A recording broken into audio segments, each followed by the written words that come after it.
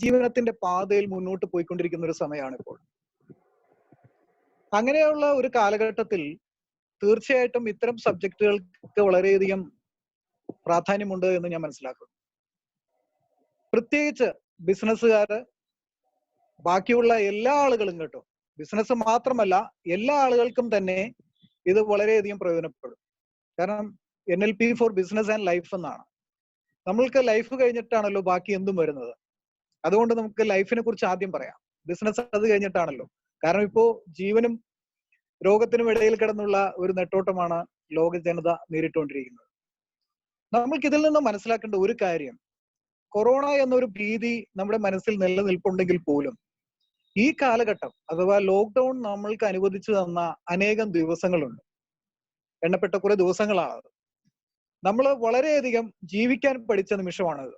അതായത് ദേവാലയത്തിൽ പോയി പ്രാർത്ഥിക്കാതെ തന്നെ സ്വന്തം മനസ്സിലിരിക്കുന്ന ദൈവത്തെ അറിഞ്ഞ് പ്രാർത്ഥിക്കാമെന്ന് നമ്മൾ പഠിച്ചു. എങ്ങനെ നമ്മൾ ചുരുക്കി ജീവിക്കണമെന്ന് പഠിച്ചു. എങ്ങനെ മറ്റുള്ളവരെ കരുതണമെന്ന് പഠിച്ചു. മറ്റുള്ളവരുടെ ഷൂസിലേക്ക് കയറാൻ നമ്മൾ പഠിച്ചു. അപ്പൊ നമ്മൾ ഏറ്റവും കൂടുതൽ അംഗീകരിക്കേണ്ടത് ഇതിനു വേണ്ടി പ്രവർത്തിക്കുന്ന നഴ്സുമാരെയും അതുപോലെ തന്നെ ഡോക്ടർമാരെയും എല്ലാം ആണ്. ആരോഗ്യവകുപ്പ്, പോലീസ് മേധാവികള്, പോലീസുകാർ, അവരെല്ലാമാണ്, അവരുടെ എല്ലാം കാരുണ്യം കൊണ്ടാണ് ഇന്ന് നാം ജീവിക്കുന്നത് എന്ന് വേണമെങ്കിൽ പറയാം. അപ്പോൾ തീർച്ചയായിട്ടും നമുക്ക് NLP എങ്ങനെ ലൈഫിൽ പ്രയോജനപ്പെടുത്താം എന്ന് വളരെ ലളിതമായിട്ട് പറയാം. ആദ്യം തന്നെ NLP ഒരുവിധം ആളുകൾ പലരും പഠിച്ചിട്ടുണ്ടാവും. എന്നാൽ വളരെ ലളിതമായ ഭാഷയിൽ ഞാൻ പറയാം. NLP എന്ന് പറയുന്നത് ശരിക്കും പറഞ്ഞാൽ മനസ്സിന്റെ ഒരു താക്കോലാണ് എന്ന് വേണമെങ്കിൽ പറയാം. നമ്മൾ NLP, ന്യൂറോ ലിംഗ്വിസ്റ്റിക് പ്രോഗ്രാമിംഗ് എന്നൊക്കെ കേൾക്കുമ്പോൾ ഒരു തെറ്റായ ധാരണയുണ്ട്, ഇത് എന്തോ ഒരു വലിയ ശാസ്ത്രമാണ്, കടിച്ചാൽ പൊട്ടാത്ത കനിയാണ് എന്നൊക്കെ ഒരു തോന്നലാണ്. It's nothing. It's very simple science. Richard Bandler അതുപോലെ തന്നെ ജോൺ ഗ്രൈൻഡർ എന്നൊരു ഭാഷാശാസ്ത്രജ്ഞനും. റിച്ചാർഡ് ബാൻഡ്ലർ ഒരു ഫാമിലി തെറാപ്പിസ്റ്റ് ആയിരുന്നു, ഫാമിലി കൗൺസിലർ ആയിരുന്നു, സൈക്കോളജിസ്റ്റ് ആയിരുന്നു. ജോൺ ഗ്രൈൻഡർ ഒരു ഭാഷാശാസ്ത്രജ്ഞനായിരുന്നു. ഇവര് രണ്ടുപേരും ചേർന്നപ്പോഴാണ് 1970-കളിൽ NLP എന്ന ഒരു ശാസ്ത്രശാഖ നിലവിൽ വന്നത്.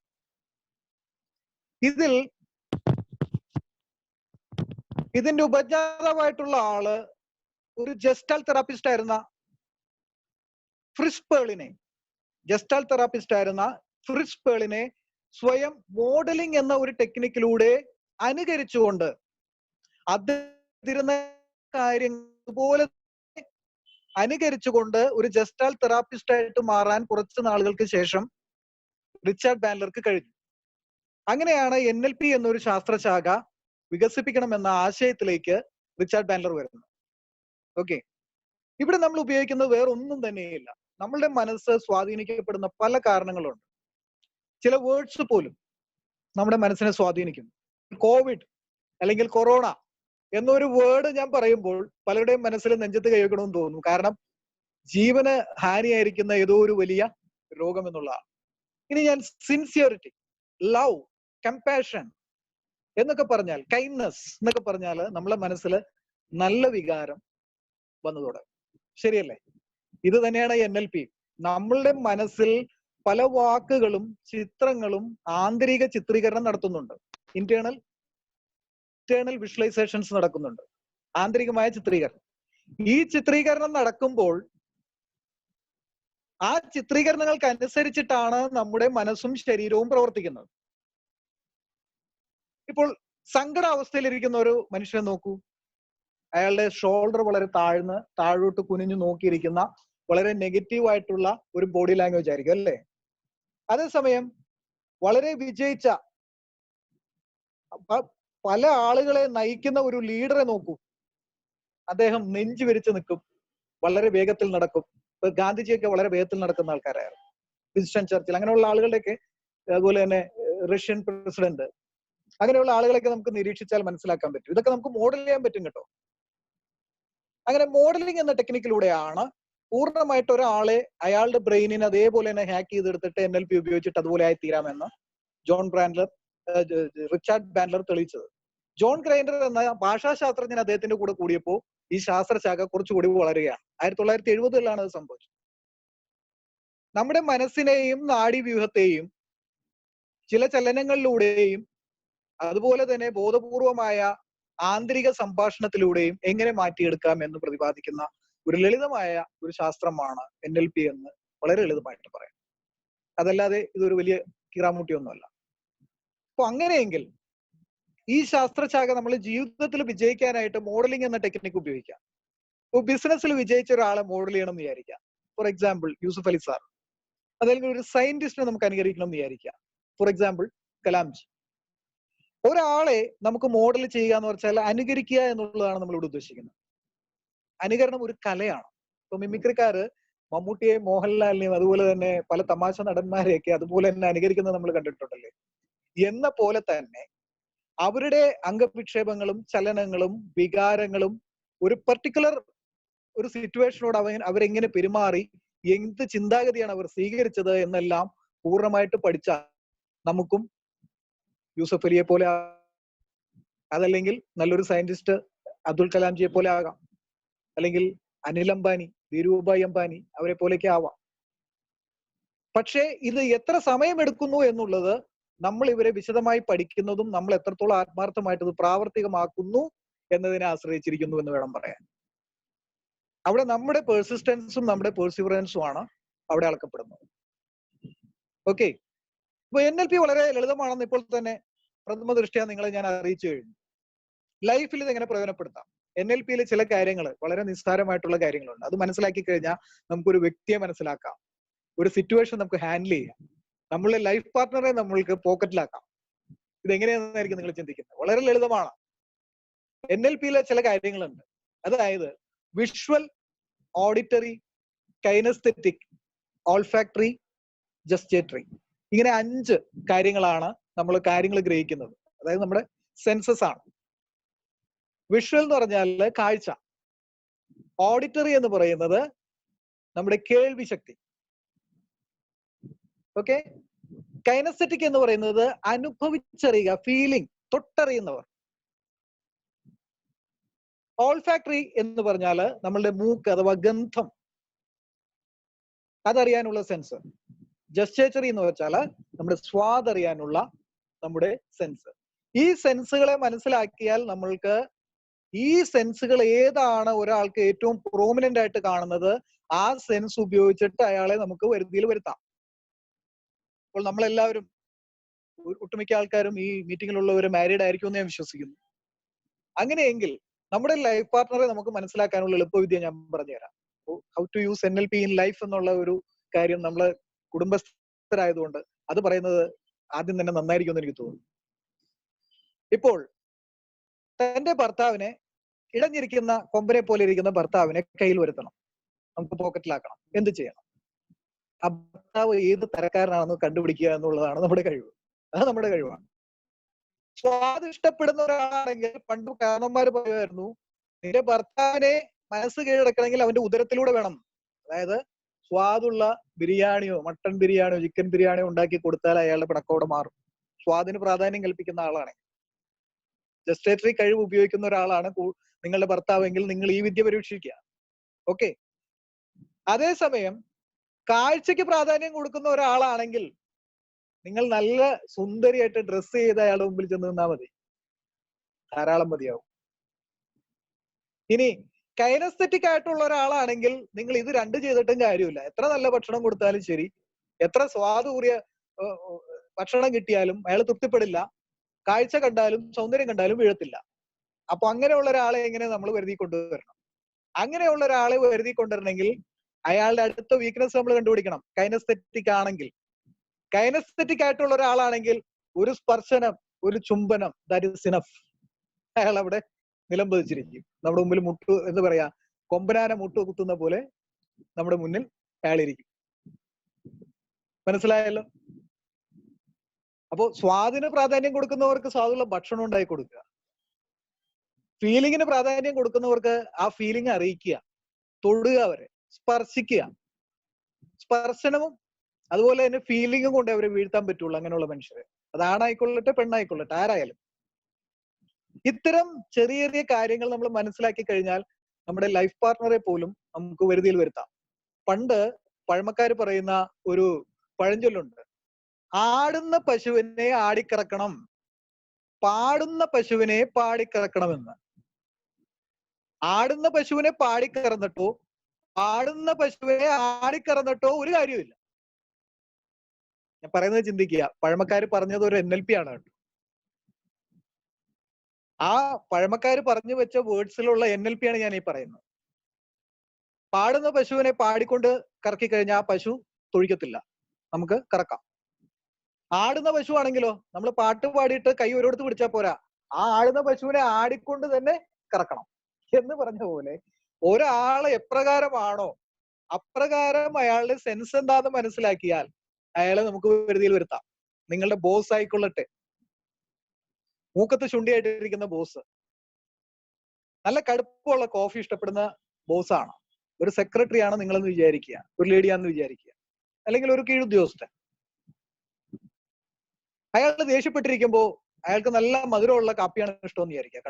കടുപ്പമുള്ള കാപ്പി ഒരെണ്ണിട്ട് അങ്ങ് കെറ്റിൽ വെച്ച് തിളപ്പിച്ച് അപ്പൊ തന്നെ അയാൾ ചൂടാതെ അങ്ങ് മുന്നിൽ വെച്ച് കൊടുക്കുക. ഇത് കുടിച്ചു കഴിയുമ്പോഴേക്കും ആള് പതുക്കെ ശാന്തരാകും. ഇതാണ് മനസ്സിന്റെ പ്രത്യേകത എന്ന് പറയുന്നത്. നമ്മൾ ഈ പഞ്ചേന്ദ്രിയങ്ങളിൽ കൂടെ ഗ്രഹിക്കുന്ന ആൾക്കാരാണ്. അപ്പൊ ഈ ഗ്രഹണശേഷി, നമ്മളുടെ ഈ പഞ്ചേന്ദ്രിയങ്ങളിലൂടെയുള്ള ഏത് ഗ്രഹണശേഷിയാണ് നമുക്ക് കൂടുതലുള്ളത്, ഏത് ചോദനങ്ങളാണ് നമ്മളെ കൂടുതൽ സ്വാധീനിക്കുന്നത്, അല്ലെങ്കിൽ നമ്മളുമായി ബന്ധപ്പെട്ട ആൾക്കാർക്കുള്ളത് എന്ന് മനസ്സിലാക്കിയാൽ നമുക്ക് അവരുടെ സ്വഭാവം മനസ്സിലാക്കി നമുക്കവരെ നമ്മുടെ താളത്തിനൊത്തു കൊണ്ടു നടക്കാൻ സാധിക്കും. നിങ്ങൾ കണ്ടിട്ടില്ലേ, നമ്മളുടെ ബോസ് ചിലപ്പോൾ നമ്മുടെ മുമ്പിൽ ഗർജിക്കുന്ന സിംഹമായിരിക്കും, പക്ഷെ വീട്ടിൽ ചെല്ലുമ്പോൾ ഭാര്യയുടെ മുമ്പിൽ പഞ്ചപുച്ഛം മടക്കി നിൽക്കുന്ന ഒരു പാവത്താനായിട്ട് നിൽക്കുന്ന കാണാം. ഞാൻ പലരെയും കണ്ടിട്ടുണ്ട്. ഞാൻ എപ്പോഴും ഒബ്സർവ് ചെയ്യാറുണ്ട് ആളുകളെ, പഠിക്കുന്നുണ്ട്, സ്വഭാവം മനസ്സിനെ കുറിച്ചൊക്കെ പഠിക്കുന്നുണ്ട്, ഞാൻ ശ്രദ്ധിക്കാറുണ്ട്. എനിക്കൊരു ബോസ് ഉണ്ടായിരുന്നു, ഞങ്ങളുടെ മുമ്പിൽ ഗർജിക്കുന്ന സിംഹം എന്ന് പറയുന്ന ആള്, ഭാര്യ ഒരു ദിവസം ഓഫീസിൽ വന്നപ്പോൾ ആള് ചൂളിരിക്കുക. ഇത്രയും പാവമായിട്ട് അദ്ദേഹം ഇരിക്കുന്നത് ഞാൻ ആദ്യമായിട്ട് കാണാം, ഞങ്ങളുടെ മുമ്പിൽ ആക്രോശിച്ചുകൊണ്ടിരിക്കുന്ന ആൾ. ഇതൊക്കെയാണ് NLP മനസ്സിലാക്കിയത് നമ്മുടെ ലൈഫിൽ ഉപയോഗിക്കാവുന്നത്. ഇപ്പൊ നമ്മൾ തെരഞ്ഞെടുക്കുന്ന ഒരാളാണ്, റിക്രൂട്ട്മെന്റ് ഓഫീസർ അല്ലെങ്കിൽ ഒരു HR മാനേജർ ആണെങ്കിലും, നമുക്ക് ഇത്തരം ചോദ്യങ്ങൾ കൊടുത്തു കഴിഞ്ഞാൽ അറിയാം ഒരു പാർട്ട് ഒരു കാൻഡിഡേറ്റ് എപ്രകാരത്തിലുള്ള ആളാണ്, ഏത് മെന്റാലിറ്റി ഉള്ള ആളാണ്. അപ്പൊ നമുക്ക് നല്ല ആളുകളെ തിരഞ്ഞെടുത്തൂടെ? നമ്മൾ ശ്രദ്ധിക്കുക. വരുന്ന ആളോട് പറയുന്നു, നിങ്ങളുടെ please share your experience about your previous job in the previous company എന്ന് പറയാണ്, നിങ്ങളുടെ പഴയ ജോലി സ്ഥലത്തെ കുറിച്ച് പറയാം. അപ്പൊ പറയാൻ തുടങ്ങുന്ന ആളോടനെ പറയാണ്, സർ ഐ ഫീൽ ലൈക്ക് എന്ന് തോന്നുന്നു എന്ന് പറയുന്നുണ്ടെങ്കിൽ അയാൾ കൈനസ്തെറ്റിക് ആണ്. അതല്ല, അയാൾ പറയാണ് ആ കമ്പനിയിലെ ബോസ് പറഞ്ഞ വാചകങ്ങൾ എന്ന് പറയുകയാണെങ്കിൽ മനസ്സിലാക്കിക്കൊള്ളുക, അയാൾ ഓഡിറ്ററി ആണ്, കേൾവിക്ക് പ്രാധാന്യം കൊടുക്കുന്ന ആളാണ്. അങ്ങനെ ഓരോന്നും കൈനസ്തെറ്റിക് ആയിട്ടുള്ള ഒരു ഫീലിംഗ് പ്രകടിപ്പിക്കും. ഓഡിറ്ററി ആയിട്ടുള്ള ഒരു കേൾവിയെ കുറിച്ച് പറയും. ഈ കേൾവിയെ കുറിച്ച് കൂടുതൽ കേൾവിക്ക് പ്രാധാന്യം കൊടുക്കുന്ന ഓഡിറ്ററി പീപ്പിൾ ഉണ്ട്. ഇപ്പൊ DMIT ടെസ്റ്റ് ഒക്കെ നടത്തുമ്പോൾ കുട്ടികളുടെയും, അതുപോലെ തന്നെ എന്റെ എടുത്തിട്ടുണ്ട്, ഞാൻ എന്റെ 36ാമത്തെ വയസ്സിലാണ് എടുത്തത്. അപ്പോ അതെല്ലാം എടുക്കുമ്പോൾ കൃത്യമായിട്ട് ഓഡിറ്ററി ആണോ കൈനസ്തെറ്റിക് ആണോ എന്ന് എല്ലാം അറിയാം. അത് കൂടാതെ നമ്മുടെ ഇന്റലിജൻസ് എല്ലാം അറിയാം കേട്ടോ. 8 to 9 ടൈപ്പ് ഓഫ് ഇന്റലിജൻസ് ഉണ്ട് ആളുകൾക്ക്, അതെല്ലാം നമുക്ക് അറിയാൻ പറ്റും. മ്യൂസീഷ്യൻ ആണെങ്കിൽ മ്യൂസിക്കൽ ഇന്റലിജൻസ് ഉണ്ടാവും. സച്ചിനെ പോലുള്ള ഒരു കളിക്കാരനാണെങ്കിൽ കൈനസ്തെറ്റിക്, ബോഡിലി കൈനസ്തെറ്റിക് ഇന്റലിജൻസ് ആയിരിക്കും. നാച്ചുറലിസ്റ്റിക് ഇന്റലിജൻസ് ഉള്ള ഒരാള് ഓട്ടോമാറ്റിക്കലി അയാള് മേധാ പട്കറോ അല്ലെങ്കിൽ സലീം അലിയെ പോലുള്ള പ്രകൃതി സ്നേഹികളായി മാറും. ലോജിസ്റ്റിക് ഇന്റലിജൻസ് ഇഷ്ടമുള്ള ആൾക്കാർ എപ്പോഴും അരിത്തമെറ്റിക്സ്, മാത്തമാറ്റിക്സ്, കണക്കിലെ കളികൾ, അക്കൗണ്ടൻസി അങ്ങനെയുള്ള കാര്യങ്ങളിലേക്ക് തിരിയും. അങ്ങനെ ഓരോ ടൈപ്പ് ഓഫ് ഇന്റലിജൻസ് ഉണ്ട്. ആർട്ടിസ്റ്റിക് ഇന്റലിജൻസ് ഉള്ള മ്യൂസിക് ഇന്റലിജൻസ്, അതുപോലെ തന്നെ ഫൈൻ മോട്ടോർ സ്കില്ലും ഗ്രോസ് മോട്ടോർ സ്കില്ലും ഉണ്ട്. ഗ്രോസ് മോട്ടോർ സ്കില്ല് കൂടുതലുള്ളവര് സ്പോർട്സിൽ വിജയിക്കും. ഫൈൻ മോട്ടോർ സ്കില്ല് കൂടുതലുള്ളവര് കല, അതായത് വരയ്ക്കാനുള്ള കഴിവുകൾ അവർക്ക് കൂടുതലായിരിക്കും. ഇതെല്ലാം നമ്മൾ മനസ്സിലാക്കി കഴിഞ്ഞാൽ ഒരു ആളെ നമുക്ക് മനസ്സിലാക്കിയിട്ട് നമ്മുടെ ലൈഫിൽ അവരെ നമ്മുടെ പരിധിയിൽ കൊണ്ടുവരാം, നമ്മളുടെ രീതിയിൽ കാര്യങ്ങൾ നീക്കാം. ഇത് ലൈഫിൽ നമ്മളുടെ NLPയുടെ ചില പ്രയോജനങ്ങളാണ് ഞാൻ ഈ പറയുന്നത്. ഒരു ബിസിനസ്സിൽ വരുമ്പോഴും നമുക്ക് ആവശ്യം വേണ്ട ചില കാര്യങ്ങളുണ്ട്. ഞാൻ തിരക്ക് പിടിച്ചുള്ള ഒരു മീറ്റിംഗ് ആയതുകൊണ്ട് ഞാൻ ഇതിന്റെ മാത്രമല്ല, ഇന്നിപ്പോ ലാപ്ടോപ്പും വർക്ക് ചെയ്യാത്തൊരു അവസ്ഥയാണ്. ലാപ്ടോപ്പ് വർക്ക് ചെയ്യുന്നുണ്ട്, പക്ഷെ ഇതിന്റെ ക്യാമറ വർക്ക് ചെയ്യുന്നില്ല. ഞാൻ എന്റെ പോയിന്റ്സ് ഞാൻ പറയുകയാണ്. പോയിന്റ്സ് എന്ന് പറഞ്ഞാൽ ഒരു ബിസിനസ്സിൽ NLP എങ്ങനെ എന്ന് കുറച്ച് പോയിന്റുകൾ നിങ്ങൾ നോട്ട് ചെയ്യാം. NLP പറയുന്നത് ടേക്ക് റെസ്പോൺസിബിലിറ്റി എന്നാണ്. നിങ്ങൾ എല്ലാത്തിന്റെ റെസ്പോൺസിബിലിറ്റി നിങ്ങളുടേതാണെന്ന് കരുതുന്ന നിമിഷമാണ് നിങ്ങളുടെ വിജയം നിങ്ങളുടെ ബിസിനസ്സിൽ. either it is failure or success, take the responsibility. I am the one who is responsible. അതാണ് ആദ്യം വേണ്ട ഒരു കാര്യം. വേറൊന്ന്, ഫോക്കസ് ഓൺ യുവർ ഔട്ട്കംസ്. ഇതിന്റെ ഔട്ട്കം എന്തായിരിക്കും? ഞാനൊരു പുതിയ ബിസിനസ് തുടങ്ങുകയാണ്,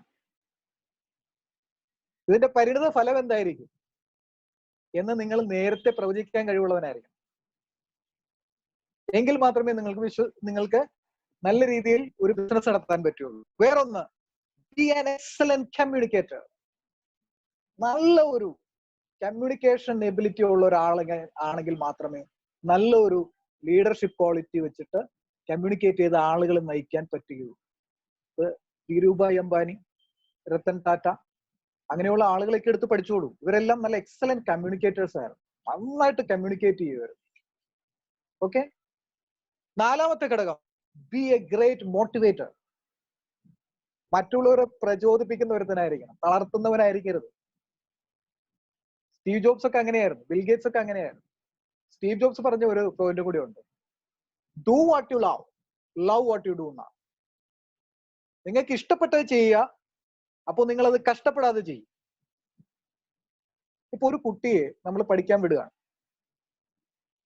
അച്ഛന്റെ അമ്മയുടെ മനസ്സിൽ എഞ്ചിനീയറും ഡോക്ടറും മാത്രമാണ് ഏറ്റവും നല്ല ജോലി എന്ന് വിശ്വസിക്കുന്നവരാണെങ്കിൽ തീർച്ചയായിട്ടും അത്തരം കാര്യങ്ങളിലേക്ക് പറഞ്ഞു വിടുന്നു. ഈ കുട്ടി നല്ല ഇന്റർ റിലേഷൻ സ്കില്ലുള്ള ഒരുത്തനാണ്, ബിടെക് മെക്കാനിക്കൽ എങ്ങനെയോ പാസ്സായി, അതിനുശേഷം മാർക്കറ്റിംഗില് മൾട്ടി ലെവലിൽ ഉസ്താദാണ്. ഞാൻ പലരെയും അങ്ങനെ കണ്ടിട്ടുണ്ട്. എന്തുകൊണ്ടാണ്? തെറ്റായ തെരഞ്ഞെടുക്കലാണ് അവന്റെ കോഴ്സിൽ നടന്നിട്ടുള്ളത്. അവനെ MBA മാർക്കറ്റിംഗ് പഠിപ്പിച്ചാൽ മതിയായിരുന്നു. ശരിയല്ല ഞാൻ പറയുന്നത് സുഹൃത്തുക്കളെ.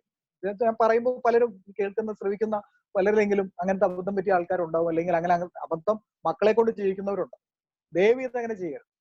ഓക്കെ. ഇനി നമ്മൾ എപ്പോഴും നല്ല പ്രചോദിപ്പിക്കുന്ന ആൾക്കാരായിരിക്കാം, എപ്പോഴും ഒരു ടീമിനെ മോട്ടിവേറ്റ് ചെയ്ത് ഉയരങ്ങളിലേക്ക് നയിക്കുന്ന നല്ല ശക്തമായ കമ്മ്യൂണിക്കേഷൻ എബിലിറ്റി ഉള്ള ആൾക്കാരായിരിക്കും. പിന്നെ ബൂസ്റ്റ് യുവർ പെർഫോമൻസ്. ഈ ബൂസ്റ്റ് എന്നുള്ള പേര് കേൾക്കുമ്പോൾ ഞാനൊക്കെ ചെറുപ്പത്തിലെ ബൂസ്റ്റ് കഴിക്കുകയായിരുന്നു. നമ്മള് കോംപ്ലാൻ ബൂസ്റ്റ് എന്നൊക്കെ പറഞ്ഞിട്ട്. എന്തിനാണ് ഈ ബൂസ്റ്റ് കഴിക്കുന്നത്? ഇടയ്ക്ക് നമുക്ക് എനർജി കൂട്ടാൻ വേണ്ടിയിട്ടാണ് ബൂസ്റ്റ് കഴിക്കുന്നത്, അല്ലെ? Boost your performance. ഇടയ്ക്കിടയ്ക്ക് നമ്മൾ ഇങ്ങനെ ബൂസ്റ്റ് ചെയ്യണം. ഒരു കഥയുണ്ടല്ലോ, 2 മരം ചെത്തുന്ന തൊഴിലാളികൾ പണിയെടുക്കുകയാണ്. അതിലൊരാള് കാലത്ത് മുതൽ രാത്രി വരെ പണിയോട് പണിയാ, ഭക്ഷണം പോലും കഴിക്കത്തില്ല വരെ. വേറൊരാള് ഇടയ്ക്കിടയ്ക്ക് വിശ്രമിക്കും. എന്നിട്ട് എപ്പോഴും പണിത് ഇരിക്കുന്ന ഒരുത്തൻ മറ്റവനെ കളിയാക്കുകയാണ്, നീ എന്താ ഇടയ്ക്കിടയ്ക്ക് വിശ്രമിക്കുന്നത്? End of the day result എടുക്കുമ്പോൾ ഏറ്റവും കൂടുതൽ മരം വെട്ടി തീർക്കുന്നത് രണ്ടാമത്തെ ആളാണ്, വിശ്രമിക്കുന്നവനാണ്. ഈ വിശ്രമിക്കുന്നവൻ ചെയ്തത് എന്താണെന്നറിയോ? ഇടയ്ക്കിടയ്ക്ക് ഈ കോടാലി വിശ്രമിക്കാനിരിക്കുന്ന സമയത്ത് മൂർച്ച കൂട്ടും. മറ്റവൻ വെട്ടിക്കൊണ്ടേ ഇരിക്കുകയാണ്, മറ്റൊരാൾ വെട്ടിക്കൊണ്ടേ ഇരിക്കുകയാണ്, അവന് അവന്റെ പ്രൊഡക്ടിവിറ്റി കൂട്ടാൻ സാധിക്കുന്നില്ല. രണ്ടാമത്തവൻ ഇടയ്ക്കിടെ വിശ്രമിച്ചുകൊണ്ട് ബൂസ്റ്റപ്പ് ചെയ്യുകയാണ് അവന്റെ work. End of the day result എടുക്കുമ്പോൾ കൂടുതൽ വിശ്രമിച്ചവനാണ് കൂടുതൽ മരം വെട്ടിയെടുക്കുക. നിങ്ങളുടെ ആയുധങ്ങൾക്ക് മൂർച്ച കൂട്ടുക. Boost your self. ഓക്കെ. അതെന്താണെന്ന് വിശദമായിട്ട് പറഞ്ഞു വരാം കേട്ടോ. ഞാൻ പോയിന്റ്സ് പറഞ്ഞു പോകട്ടെ. 7 പോയിന്റ് ആണുള്ളത്. അടുത്തത് 6ാമത്തെ പോയിന്റ്, മേക്ക് പവർഫുൾ ഇംപ്രഷൻ. നമ്മൾ പറയും first impression is the best impression എന്നൊക്കെ പറയും, അല്ലെ? നമ്മൾ നല്ല ഇംപ്രഷൻ ഉണ്ടാക്കിയെടുക്കുന്ന ആളുകളിൽ. ഇപ്പൊ നമ്മുടെ മുതലാളി വരുമ്പോ ദേ വന്നു എന്നൊരു തോന്നലാണോ? സാറ് വന്നു, സാറ് പറഞ്ഞ ചെയ്യാതിരിക്കാൻ പറ്റില്ലല്ലോ. ഇത് ഏത് വികാരമാണ് നമ്മുടെ കീഴുദ്യോഗസ്ഥർക്ക് ഉണ്ടാകുന്നതെന്ന് നമ്മൾ ചിന്തിക്കണം. നമ്മളിൽ പലരും ബിസിനസ്സുകാരാണ്. ഞാൻ കണ്ടിട്ടുള്ള എൻ്റെ ഒരു അനുഭവം ഞാൻ പറയുകയാണ്. ഞാനൊരു സ്ഥലത്ത് അഡ്മിനിസ്ട്രേറ്റീവ് അസിസ്റ്റന്റ് ആയിട്ട് വർക്ക് ചെയ്യുമ്പോൾ അവിടെ ആ സ്ഥാപനം നടത്തിയിരുന്ന ആള് വന്നിട്ട് മൈക്രോ മാനേജ്മെന്റ് നടത്തി കുളവാക്കുക. ബിസിനസ് നടത്തുന്ന ആൾക്കാര് ശ്രദ്ധിക്കേണ്ട ഒരു പോയിന്റ് ആണ്. വഴി കൂടെ പോകുന്ന ഓരോ സർവീസ് നന്നായിട്ട് ചെയ്യുന്ന ആളുകളെയും വിളിച്ചിട്ട് എന്താണ് എന്താ ഇവിടെ ചെയ്തുകൊണ്ടിരുന്നത്? എന്തിനാ അവിടെ അവരുമായിട്ട് വർത്താനം പറഞ്ഞുകൊണ്ടിരുന്നത്? ഓഫീസിലിരുന്ന് വർക്ക് ചെയ്തുകൂടെ? ഇങ്ങനെ വഴക്ക് പറഞ്ഞുകൊണ്ടിരിക്കുന്ന ഒരു മുതലാളിയുടെ സ്ഥാപനത്തിൽ ഞാൻ വർക്ക് ചെയ്തിട്ടുണ്ട്. ആ വർക്കേഴ്സിന്റെ എല്ലാം പ്രൊഡക്ടിവിറ്റി കുറവായിരുന്നു ഞാൻ വീക്ഷിച്ചിട്ടുണ്ട്. ഞാൻ HR-ലേക്ക് ഇരുന്നിട്ടുള്ള ആളാണ്. കുവൈറ്റില് അൽസലാം ഹോസ്പിറ്റൽ, അതുപോലെ തന്നെ ദാറുൽ ഹോസ്പിറ്റലിലൊക്കെ റിക്രൂട്ട്മെന്റ് ഓഫീസറായിട്ട് ഇരുന്നിട്ടുള്ള. അപ്പൊ നമുക്ക് മനസ്സിലാവും നമ്മളുടെ മാനേജേഴ്സ് അല്ലെങ്കിൽ ലീഡേഴ്സ് എങ്ങനെയാണോ പെരുമാറുന്നത് അതിനനുസരിച്ചിട്ടുള്ള റിസൾട്ട് ഉറപ്പാണ് നമ്മുടെ ലൈഫിലും അതുപോലെ തന്നെ നമ്മുടെ ബിസിനസ്സിലും. അതുകൊണ്ട് make a powerful impression on your employees, on your subordinates. You are A manager, subordinates. നല്ലൊരു ഇംപ്രഷൻ ഉള്ള ഒരു മാനേജർ ആണെങ്കിൽ സബോർഡിനേറ്റ് നിങ്ങൾ പറയുന്ന ഓരോ കാര്യങ്ങളും കൃത്യമായിട്ട് പറയുന്നതിന് മുമ്പ് ചെയ്തിരിക്കും. ജപ്പാനിലേക്ക് ആളുകൾ എന്ന് വെച്ചാല് അവര് താഴെ ഒരു അഴുക്ക് കിടക്കുന്ന കണ്ടാൽ അവരുടെ കമ്പനിയാണെന്ന് അവർക്കറിയാം. അവര് തൂപ്പുകാരനെ വിളിക്കില്ല. അവൻ ആ മോപ്പ് എടുക്കും, അത് തുടച്ച് വൃത്തിയാക്കും, എടുത്ത സ്ഥാനം എടുത്തുകൊടുത്ത് കൊണ്ടുവയ്ക്കും. ആ ജപ്പാൻ എന്ന് പറഞ്ഞപ്പോ വേറെ കാര്യം ഞാൻ ഓർക്കുകയാണ്. നമ്മള് ദിലീപിന്റെ ഒരു മൂവി കണ്ടിട്ടുണ്ട്, ഒരു യെസ് ബോസ് എന്നോ മറ്റുള്ള ഒരു മൂവിയില് ബോസിനോട് ദേഷ്യം തീർക്കുന്ന എംപ്ലോയി അതിനകത്ത് കാണിക്കുന്നുണ്ട്. വളരെ രസകരമായ രംഗമാണ്. ഞാനിപ്പോ ലാപ്ടോപ്പ് വർക്കിംഗ് ആയിരുന്നെങ്കിൽ അതിന്റെ രംഗങ്ങളൊക്കെ നിങ്ങളെ കാണിച്ചു തരായിരുന്നു, സ്ക്രീൻ ഷെയർ ചെയ്യാമായിരുന്നു. എന്നാലും ഞാനത് പറഞ്ഞു ഫലിപ്പിക്കും.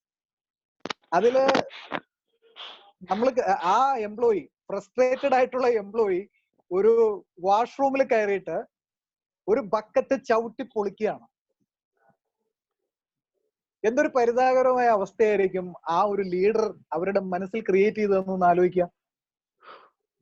കഷ്ടപ്പെട്ടല്ല എംപ്ലോയീസ് വർക്ക് ചെയ്യേണ്ടത്, ഇഷ്ടപ്പെട്ട് ചെയ്യണം. അതുപോലെ തന്നെ നിങ്ങൾ ഒരു ബിസിനസ് തുടങ്ങുകയാണെങ്കിൽ കഷ്ടപ്പെട്ടല്ല ചെയ്യേണ്ടത്, ഇഷ്ടപ്പെട്ട് ചെയ്യണം. നിങ്ങൾക്ക് ഏതിലാണോ പാഷൻ ഉള്ളത് അതായിരിക്കണം നിങ്ങളുടെ ബിസിനസ്. അല്ലാതെ എന്തെങ്കിലും എടുത്തിട്ട് ബിസിനസ് ചെയ്തിട്ട് അത് പരാജയത്തിൽ വരുമ്പോ അയ്യോ എന്ന് പറഞ്ഞ് തലയ്ക്ക് കൈ വെച്ച് കൊടുത്തിട്ട് ഒരു കാര്യമില്ല. No one else will take that responsibility, you and you only. അതുകൊണ്ട് ആദ്യമേ പറഞ്ഞു, ടേക്ക് റെസ്പോൺസിബിലിറ്റി യുവർസെൽഫ്. ഓക്കെ. ഏഴാമത്തെ ഒന്ന്, സെൽ ടു എനിവൺ. ഏതൊരു ബിസിനസ്സിനും ആവശ്യമുള്ള ഒരു കാര്യമാണ്. സെല് ചെയ്യപ്പെടണം, വിൽക്കപ്പെടണം. Sell to anyone. ഇതിനുള്ള ടെക്നിക്ക് എന്താണെന്ന് നമുക്ക് വിശദമായിട്ട് പറയാം.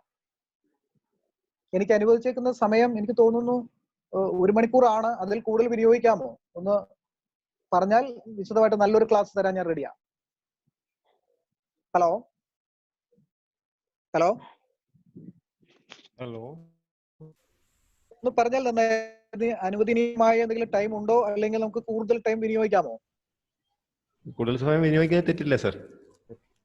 Okay, thank you very much. എന്നാൽ നിങ്ങൾക്ക് നല്ലൊരു പ്രയോജനം ഉണ്ടാവുക.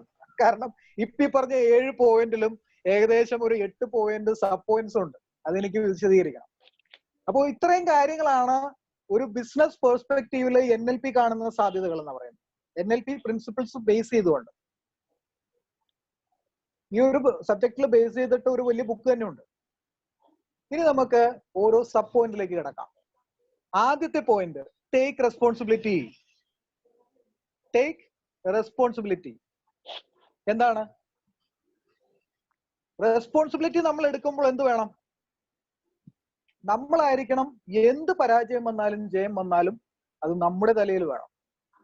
അല്ലാതെ പരാജയം വരുമ്പോൾ എംപ്ലോയീസിനെ കുറ്റം പറയുന്ന മാനേജറോ മുതലാളിയോ ഉടമസ്ഥനോ ആണെങ്കിൽ ചെവിക്കുന്നുള്ളുക, നിങ്ങളുടെ എംപ്ലോയീസിന്റെ അട്രിഷൻ റേറ്റ് കൂടും. Employees will quit like anything. I have seen even from Reliance HR സർവീസിൽ ഞാൻ വർക്ക് ചെയ്യുന്ന കാലഘട്ടത്തിൽ ഞാൻ കണ്ടിട്ടുണ്ട്. ഞാൻ പറയാൻ. അപ്പോ റെസ്പോൺസിബിലിറ്റി എപ്പോഴും നമ്മൾ തന്നെ ഏറ്റെടുക്കണം. അല്ലാതെ എംപ്ലോയീസ് അങ്ങനെ ചെയ്തുകൊണ്ടാണ് ബിസിനസ് നഷ്ടപ്പെട്ടത് എന്ന് പറയുന്നതിൽ അർത്ഥമില്ല. ഇനി വേറൊരു കാര്യം, നോ യുവർ മാപ്പ്. നിങ്ങളുടെ മാപ്പ് നിങ്ങൾ അറിഞ്ഞിരിക്കണം. NLPയില് ഒരു തത്വമുണ്ട്, map is not the territory എന്ന്. ഒരു മാപ്പ് എന്ന് പറയുന്നത് കേരളത്തിന്റെ മാപ്പാണ് എങ്കിൽ അത് കേരളമാണോ? അല്ല. പക്ഷെ നമ്മൾക്കുള്ള ഒരു വിഷനാണ് അത്. കേരളമാണ്. കേരളത്തിൽ 14 സംസ്ഥാനങ്ങളുണ്ട്. കേരളം തന്നെ ഇന്ത്യയുടെ ഭൂപടത്തിൽ അല്ലെങ്കിൽ ആ മാപ്പിൽ വരുന്നതാണ്. അതിൽ ഇത്രാമത്തെ ഒരു സംസ്ഥാനമാണ്, ഇന്ന ഭാഗത്താണ് എന്നൊക്കെ നമുക്ക് കൃത്യമായിട്ട് ഒരു മാപ്പിലൂടെ മനസ്സിലാക്കാം. എന്ന് പറഞ്ഞ പോലെ ഒരു കൃത്യമായ മാപ്പ് നമ്മുടെ മനസ്സിൽ വേണം. മറ്റുള്ള ആളുകളുടെ ഷൂസിലേക്ക് കയറാനുള്ള കഴിവ് ഒരു ബിസിനസ്മാൻ ഉണ്ടായിരിക്കണം. Step in to the shoes of other people or the view point of other people.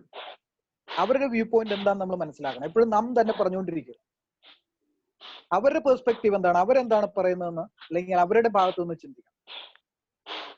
അപ്പൊ കുറ്റപ്പെടുത്തുമ്പോൾ നമുക്ക് മനസ്സിലാവും ഈ കുറ്റത്തിൽ ഞാനും പങ്കാളിയാണ്. ഓക്കെ. പിന്നെ look inside your self and work out what you are choosing to pay attention. Look inside your self അടുത്ത point ആണ്. Look inside your self. Always have respect for others view point. മറ്റുള്ളവരുടെ view പോയിന്റിനെ നമ്മൾ എപ്പോഴും ബഹുമാനിക്കുക. ഒരു ബിസിനസ്മാന് വേണ്ട, ആവശ്യം വേണ്ട ഒരു സ്വഭാവ ഘടകമാണ്, സ്വഭാവ വിശേഷമാണ്. ഓക്കെ.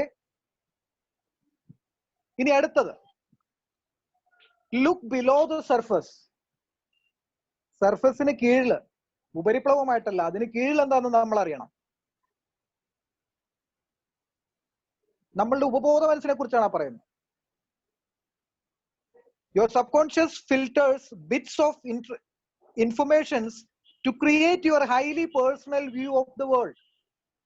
ഇന്ന് ലോകത്തെ നിങ്ങൾ കാണുന്ന വീക്ഷണകോൺ എന്ന് പറയുന്നത് നിങ്ങളുടെ ഉപബോധ മനസ്സിൽ നിങ്ങളുടെ ലൈഫിൽ ഉണ്ടായിട്ടുള്ള എക്സ്പീരിയൻസ്, സിറ്റുവേഷൻസ്, മറ്റുള്ളവർ തന്ന അഡ്വൈസസ്, നമ്മൾ വായിച്ച അറിവുകൾ, ഇതെല്ലാം ചേർത്തിട്ടാണ്. അപ്പൊ നമ്മുടെ സബ് കോൺഷ്യസ് മൈൻഡിനെ നമ്മൾ മൈൻഡ് ചെയ്യണം. So mind your mind. Okay. അപ്പൊ നമ്മുടെ സബ് കോൺഷ്യസ് മൈൻഡിൽ ഇതെല്ലാം രൂപപ്പെടുന്നത് നമ്മളുടെ ജീവിതത്തിലുണ്ടായിട്ടുള്ള അനുഭവങ്ങള്, നമ്മളുടെ ജീവിതത്തിലുണ്ടായിട്ടുള്ള സിറ്റുവേഷൻസ്, സാഹചര്യങ്ങൾ കൊണ്ട്. ഒരു കള്ളനാവുന്ന ഒരാൾ കള്ളനാവുന്ന ഒരു കമ്പനിയിൽ മോഷണം നടന്നുവെങ്കിൽ ബോസിനത് വിവരം കിട്ടുമ്പോൾ please step in to the shoes of the other people, the other guy who has stolen it. ആരാണോ ഇത് കട്ടെടുത്തിട്ടുള്ളത് അയാളുടെ ഷൂസിലേക്ക് ഒന്ന് കയറുന്നത് നല്ലതാ. എന്തുകൊണ്ട് ഇയാൾ ചെയ്തു? അയാൾക്ക് അർഹമായ പരിഗണന കമ്പനി കൊടുത്തില്ല എന്നുകൊണ്ട് തന്നെയാണ്. അയാൾക്ക് വേണ്ടത്ര സാലറി കിട്ടിയില്ല, അയാളുടെ ഇൻക്രിമെന്റ് തടഞ്ഞു വെച്ചു. അവൻ വേറെ രീതിയിൽ മുതലാക്കാൻ നോക്കും. നെഗറ്റീവ് മെന്റാലിറ്റി ഉള്ള ഒരാൾ അത് ചെയ്തിരിക്കും. ഒരു ബിസിനസ്മാൻ വളരെയധികം ശ്രദ്ധിക്കേണ്ട ഒരു കാര്യമാണ്. അതുകൊണ്ട് കൊടുക്കാനുള്ളത് മുഴുവനായിട്ട് കൊടുക്കുക എംപ്ലോയീസിന്. പിടിച്ചു വെക്കരുത്. It is in giving that you receive എന്നാണ്. ഇപ്പൊ നോമ്പിന്റെ കാലഘട്ടമാണല്ലോ. പ്രവാചകനായ മുഹമ്മദ് നബി പറഞ്ഞിട്ടുള്ളത് സക്കാത്ത് കൊടുക്കാനാണ്. ഉള്ളവൻ ഇല്ലാത്തവന് കൊടുക്കാനാണ് ജീസസ് ക്രൈസ്റ്റ് പറഞ്ഞിട്ടുള്ളത്. പണ്ട് നമ്മുടെ കാരണവന്മാര് പറയുന്ന ഒരു പഴഞ്ചൊല്ലുണ്ട്, മക്കളെ കൊടുത്താൽ ഏറിടുമെന്ന്. കൊടുത്താൽ ഏറിടുമെന്ന്. കുറയല്ല, ഏറുകയാണ് ചെയ്യുന്നത്, കൂടുകയാണ് ചെയ്യുന്നത്. Learn to give, okay, rather than receiving every time. Learn to give. Learn to give to your employees. ഒരു സ്മൈൽ ആകാം. നമ്മുടെ ഓഫീസ് തുടച്ച് വെറുപ്പാക്കിയിടുന്ന ഒരു സ്ത്രീ ഉണ്ടെങ്കിൽ അവരെ കാണുമ്പോൾ ഒന്ന് നല്ലൊരു പുഞ്ചിരി സമ്മാനിക്കുക. ആ സുമതി ചേച്ചി, എന്തൊക്കെയുണ്ട് വിശേഷം? മക്കൾക്ക് സുഖമാണോ? ഭർത്താവ് ഇന്ന് പണിക്ക് പോയി സാറേ. That's it. Enough. You made A rapport. അവര് പറയാണ്, അവർക്ക് ജോലിയില്ലാത്ത സമയത്ത് പറയാണ്, സുമതി ചേച്ചി ഈ ഓഫീസിൽ ഒരു ചായ ഒരാൾ തട്ടിമറിച്ചിട്ട് ഒന്ന് ക്ലീൻ ചെയ്യണമല്ലോ, ഒന്ന് നമ്മള് കോൾ ചെയ്താൽ അപ്പൊ അവർ ഓടിയെത്തും. അയ്യോ സാറ് പറഞ്ഞുകൊണ്ട് ഞാനത് ചെയ്യാം. പലരും, ഞാൻ വർക്ക് ചെയ്യുന്ന കാലഘട്ടത്തില് ഞാൻ ഇതുപോലെ ആൾക്കാരോട് പെരുമാറും. ഉപ്പുകാരാണെങ്കിലും ശരി, ആരാണെങ്കിലും ശരി, ഞാൻ തോളത്ത് കേട്ടാണ്. അവിടെ നമ്മൾ എന്ത് പറഞ്ഞാലും അത് മാനേജ്മെന്റ് പറയും, ഇയാളെ പറഞ്ഞു വിട്ടാൽ കാര്യം നടക്കുമെന്ന് പറയും. ഞാൻ സ്വയം പോകുമ്പോൾ അല്ല കേട്ടോ. നമ്മൾ ആളുകളോട് എവ്രിബഡി വാണ്ട്സ് റെസ്പെക്ട്. എല്ലാവർക്കും വേണം, എല്ലാവർക്കും അവരുടേതായ വാല്യൂ ഉണ്ട്. അവരുടെ വാല്യൂ റെസ്പെക്ട് ചെയ്യപ്പെടുന്നത് അവർക്ക് ഇഷ്ടമാണ്. ഒരു ചെറിയ കുട്ടിയാണെങ്കിൽ പോലും അവന് കൊടുക്കേണ്ട റെസ്പെക്ട് എന്ന് പറയുന്നത് അവനെ പരിലാളിക്കുക, എടുക്കുക, ചുംബിക്കുക, അവനെ സന്തോഷിപ്പിക്കുക, കളിപ്പിക്കുക എന്നുള്ളതാണ്. അതല്ല നിങ്ങൾ ദുർമുഖമായിട്ട് നിൽക്കുന്ന ഒരു അങ്കിളായിട്ട് അവന്റെ മുമ്പിൽ ചെന്ന് നിന്ന് കഴിഞ്ഞാൽ ആ കൊച്ചു തിരിഞ്ഞ് പുറങ്കാലിൽ ഒരു അടി എറിഞ്ഞാൽ കൊള്ളാം. ഇപ്പോഴത്തെ പിള്ളേർ പ്രത്യേകിച്ചു. അതുകൊണ്ട് നമ്മുടെ സ്വഭാവം നമ്മൾ വളരെയധികം ശ്രദ്ധിക്കും. ഇനി ആദ്യത്തെ പോയിന്റിൽ സബ് പോയിന്റ് ആയിട്ട് വരുന്ന ഒരു കാര്യം, identify your business values values and ethics. The importance of values and ethics in your life and business. എന്താണ് ഒരു ബിസിനസ്സിൽ ഇമ്പോർട്ടന്റ് ആയിട്ടുള്ളത്? എന്തുകൊണ്ടാണ് നിങ്ങൾ ഈ ജോലിയിൽ നിലനിൽക്കുന്നത്? എന്തുകൊണ്ട് ഒരു പ്രത്യേക ഗ്രൂപ്പ് ഓഫ് പീപ്പിളിന്റെ കൂടെ നിങ്ങൾ നിൽക്കുന്നു? അപ്പൊ ഒരു വാല്യൂ നമ്മൾ എപ്പോഴും ക്രിയേറ്റ് ചെയ്യണം. Identify what's important to you at work, so you know where to put your focus and effort for the future. Values മനസ്സിലാക്കി കഴിഞ്ഞാൽ അതിനുവേണ്ടി മാത്രം നമ്മൾ എഫേർട്ട് കളഞ്ഞാൽ മതി. അനാവശ്യമായ കാര്യങ്ങൾ, ഇപ്പൊ ഞാൻ നേരത്തെ പറഞ്ഞ മൈക്രോ മാനേജ്മെന്റ്, ഒരു ബോസിന്റെ കാര്യം ഞാൻ പറഞ്ഞു, വഴികളെ പോകുന്നവരൊക്കെ വിളിച്ചിട്ട് തെറി വിളിക്കും. അവസാനം എന്താണ്? മര്യാദയ്ക്ക് വർക്ക് ചെയ്തുകൊണ്ടിരുന്ന ഒരാൾ പോലും വർക്ക് ചെയ്യാതാവും. ചിലർ ജോലിയിൽ നിന്ന് ക്വിറ്റ് ചെയ്ത് പോകും, അട്രിഷൻ റേറ്റ് കൂടും. അപ്പൊ നമ്മളെപ്പോഴും ഐഡന്റിഫൈ ചെയ്യേണ്ടത് ഈ വാല്യൂസ് ആണ്. ആസ്ക് യുവർ സെൽഫ്, സ്വയം ചോദിക്കുക, what do I value in my work life right now? എന്റെ വർക്ക് ലൈഫിൽ ഞാൻ ഏറ്റവും കൂടുതൽ വാല്യൂ കൊടുക്കുന്നത് എന്തിനാണ്? ചിന്തിക്കുക. ഇത് നിങ്ങൾക്ക് ഒരുപാട് ഗുണം ചെയ്യും. അപ്പോൾ നിങ്ങൾ ഇതാണോ അതാണോ കൺഫ്യൂഷൻ വരും. പിന്നീട് നിങ്ങൾക്ക് ക്ലിയർ ഒരു വിഷൻ കിട്ടും, എന്താണ് ഇമ്പോർട്ടന്റ്. മനസ്സിലായോ? ഇതിനൊക്കെ എങ്ങനെ ഇതിന് പ്രചോദിപ്പിക്കാം എന്നുള്ളത് വിശദമായ ട്രെയിനിങ് ആണ്. നമ്മൾക്കിപ്പോ എല്ലാം പറയാൻ പറ്റില്ല. ഞാൻ പോയിന്റ്സ് വൈസ് ഒരു ചെറിയ വിവരണം പറഞ്ഞിട്ട് അങ്ങ് പോവാണ് കേട്ടോ, ബ്രീഫായിട്ട്. അടുത്ത സബ് പോയിന്റ് ബി ഒബ്സർവന്റ് എന്നുള്ളതാണ്. B A good observer. നന്നായിട്ട് വീക്ഷിക്കുന്നവരായിരിക്കണം. നന്നായിട്ട് വീക്ഷിക്കുന്നവർക്ക് ലൈഫിൽ ഒരുപാട് മൈന്യൂട്ട് ആയിട്ടുള്ള കാര്യങ്ങൾ മനസ്സിലാവും. ചില ആളുകൾ പറയുന്നത് കേട്ടിട്ടുണ്ട്, എടാ ഇവൻ പോകുന്ന വഴി ശരിയല്ല കേട്ടോ, നോയിക്കോ, ഇവൻ നിനക്ക് ബിസിനസ്സിൽ നിന്റെ പങ്കാളിയാണെങ്കിൽ ഇവൻ നിനക്ക് പണി തന്നിരിക്കും. ഈ വ്യക്തിയെ ആദ്യമായിട്ട് കാണുന്ന നമ്മുടെ സുഹൃത്തായിരിക്കും ഇത് പറയുന്നത് കേട്ടോ. നമ്മൾ ചിന്തിക്കും ഇവൻ അസൂയാണോ എന്താണോ. ഏകദേശം 1 വർഷം കഴിയുമ്പോഴേക്കും അല്ലെങ്കിൽ 6 മാസം കഴിയുമ്പോഴേക്കും നമ്മുടെ കൂട്ടുകാരൻ പറഞ്ഞ ആ കക്ഷി നമുക്കൊരു പാര വെച്ചിട്ട് കമ്പനിയിൽ നിന്ന് പോയിട്ടുണ്ടാവും. ഇതെങ്ങനെ സാധിക്കുന്നു? By observance. ഒബ്സർവ് ചെയ്യുക പീപ്പിളിനെ ആളുകളെ നമ്മൾ ഒബ്സർവ് ചെയ്യുക. ഒബ്സർവ് ചെയ്യുമ്പോൾ നമുക്ക് പിടികിട്ടും ഇന്ന ഇന്ന ജ്യേഷ്ഠകളുള്ള ആളുകള് ഇന്ന കാരണങ്ങൾ കൊണ്ട് നമുക്കിട്ട് പണി തരാനോ അതല്ലെങ്കിൽ ബിസിനസ്സിന് മോശം വരുന്ന രീതിയിൽ അല്ലെങ്കിൽ നമുക്ക് നമ്മുടെ റെപ്യൂട്ടേഷന് മോശമായിട്ടുള്ള കാര്യങ്ങളോ സംഭവിച്ചേക്കാം എന്ന് നമുക്ക് മനസ്സിലാക്കാം. NLP-യില് നമ്മുടെ ഐസ് ഉണ്ടല്ലോ, കണ്ണുകളുടെ ചലനങ്ങൾ നോക്കിയിട്ട് നമ്മൾക്ക് കള്ളം പറയുന്നവരെ കണ്ടുപിടിക്കാം. നമുക്ക് വിശദമായിട്ട് പറയാൻ ഇപ്പൊ പറ്റില്ല. ഇനി ദൈവം അനുവദിച്ചാൽ നമുക്ക് വേറൊരു ഘട്ടത്തിൽ നമുക്ക് ഇത് വിശദമായിട്ടൊരു ക്ലാസ് ബിസിനസ് പീപ്പിളിന് വേണ്ടിയിട്ടുണ്ട്, സെയിൽസ് പീപ്പിളിന് വേണ്ടിയിട്ടുള്ള, അത് നമുക്ക് ട്രിവാൻഡ്രത്ത് വെച്ച് കണ്ടക്ട് ചെയ്യാം. അപ്പോ ഈ observant, all our dreams come true if we have the courage to pursue them. നമുക്ക് ധൈര്യം ഉണ്ടാവണം, എങ്കിൽ മാത്രമാണ് നമ്മുടെ സ്വപ്നങ്ങൾ സാക്ഷാത്കരിക്കാൻ നമുക്ക് പറ്റുള്ളൂ കേട്ടോ. ഇത് വാൾട്ട് ഡിസ്നി പറഞ്ഞതാ. അമേരിക്കൻ ഫിലിം പ്രൊഡ്യൂസർ ആണ്. മിക്കി മൗസിനെയൊക്കെ നമ്മൾ കണ്ടിട്ടില്ലേ? Pluto, Alice in Wonderland. Disney സാമ്രാജ്യം വളർത്തുന്നതിന് മുമ്പ് പുള്ളി വളരെ ഒരു പാവപ്പെട്ട മനുഷ്യനായിരുന്നു കേട്ടോ. ബിൽഗേറ്റ്സ് വെറും ഹാർഡ്വെയർ ടെക്നീഷ്യൻ ആയിരുന്നു ഈ ലെവലിൽ നിന്നും ആ ലെവലിൽ എത്തുന്നതിന് മുമ്പ് കേട്ടോ. അവരെയൊക്കെ ശ്രദ്ധിച്ചറിയാം, ഇവര് ദാനം ചെയ്യുന്നവരാണ്. വാറൻ ബഫറ്റിനെയൊക്കെ നമുക്ക് എക്സാമ്പിൾ ആയിട്ട് എടുക്കാം. ബിൽഗേറ്റ്സ് ഒക്കെ അവരുടെ വരുമാനത്തിന്റെ വലിയൊരു ഘടകം, വലിയൊരു ഭാഗം അവര് പാവപ്പെട്ടവർക്ക് വേണ്ടി പല സംഘടനകൾക്ക് വേണ്ടിയിട്ട് കൊടുക്കുന്നു. നമുക്കത് ചെയ്യാം. ഇതിലൊരു പ്രാപഞ്ചിക നിയമം നിലനിൽപ്പുണ്ട്. അത് NLP അല്ല. അതായത് it is in giving that you receive. നമ്മൾ വിചാരം കൊടുത്താൽ നഷ്ടപ്പെട്ടെന്ന, അങ്ങനെയല്ല. കൊടുക്കുമ്പോൾ അത് 10 മടങ്ങായിട്ട് തിരിച്ചു വരും. ഇതൊരു യൂണിവേഴ്സൽ ലോ ആണ്. The law of giving and receiving and the law of entitlement എന്ന് പറയും. നമ്മൾ കൊടുത്താലാണ് നമ്മൾക്ക് മേടിക്കാനുള്ള അർഹതയുള്ളൂ. അപ്പൊ നമ്മളൊരു സർവീസ് ചെയ്യുന്നു, അപ്പോഴാണ് നമുക്ക് പണം തരുന്നത്. ഇതൊരു സൈക്ലിക്കൽ പ്രോസസ് ആണ് നടക്കുന്നത്. This is a universal law. Money is not what to say, അതൊരു ടാഞ്ചിബിൾ ആയിട്ടുള്ള ഒരു അസറ്റ് മാത്രമല്ല. It's an energy. Money is an energy. Especially business people മനസ്സിലാക്കേണ്ട ഒരു കാര്യം, പണം എന്ന് പറയുന്ന ഒരു എനർജിയാണ്. അതുകൊണ്ട് ആ എനർജി സർക്കുലേറ്റ് ചെയ്യപ്പെടണം സൊസൈറ്റിയിൽ, എങ്കിൽ മാത്രമാണ് അത് കയ്യിൽ വരിക. എന്റെ കയ്യിൽ കിട്ടുന്ന പണം ഞാൻ വീട്ടിൽ വരുന്ന ചേച്ചിക്ക് കൊടുത്തു. ആ ചേച്ചി കൊണ്ടുപോയിട്ട് പലചരക്ക് കടയിൽ പോയിട്ട് അരിയും സാമാനമൊക്കെ വാങ്ങിച്ചു. ആ പലചരക്ക് കടക്കാരൻ അത് അദ്ദേഹത്തിന് വീട്ടാനുള്ള ലോണിലേക്ക് അടച്ചു. ഈ പണം ഇങ്ങനെ സർക്കുലേറ്റ് ചെയ്യപ്പെടേണ്ടതാണ്. The universal law of circulation. Okay, അപ്പോ പണം സർക്കുലേറ്റ് ചെയ്യാൻ പഠിച്ചവനായിരിക്കണം ഒരു businessman. Okay, it is in giving that you receive. Okay, ഇനി അടുത്ത point focus on your outcomes. രണ്ടാമത്തെ പോയിന്റിന്റെ സബ് പോയിന്റ്സ് ആണ് കേട്ടോ വരുന്നത്. Focus on your outcomes. നിങ്ങളുടെ ഔട്ട്കമ്മിനെയാണ് നിങ്ങൾ എപ്പോഴും ഫോക്കസ് ചെയ്യേണ്ടത്. അപ്പൊ അതിന് ആദ്യമായിട്ട് എന്ത് വേണം? Point 1, have well formed visions. നന്നായിട്ട് ഫോം ചെയ്തിട്ടുള്ള വിഷൻ ഉള്ളവർക്ക് മാത്രം സാധിക്കുന്ന ഒന്നാണ് ഫോക്കസ് ചെയ്യപ്പെടുക എന്നുള്ളത്. നല്ല വിഷൻ ഉള്ള ആളുകൾക്ക് അവർക്കത് ഫോക്കസ് ചെയ്യാൻ പറ്റും, ക്രിസ്റ്റൽ ക്ലിയർ ആയിട്ട് ഫോക്കസ് ചെയ്യാൻ പറ്റും.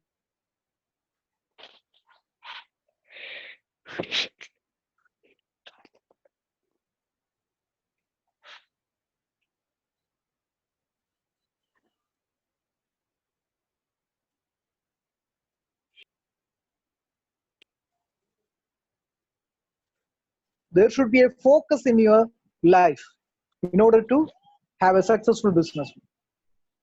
അതൊരു വലിയ തത്വമാണ്. B specific. നമ്മൾ ഗോൾ സെറ്റ് ചെയ്യുമ്പോഴൊക്കെ പറയാറുണ്ടല്ലോ, ബി സ്പെസിഫിക് എന്ന് പറയും. സ്പെസിഫിക് ആയിട്ട് ഒരു വിഷൻ ഉണ്ടാവണം.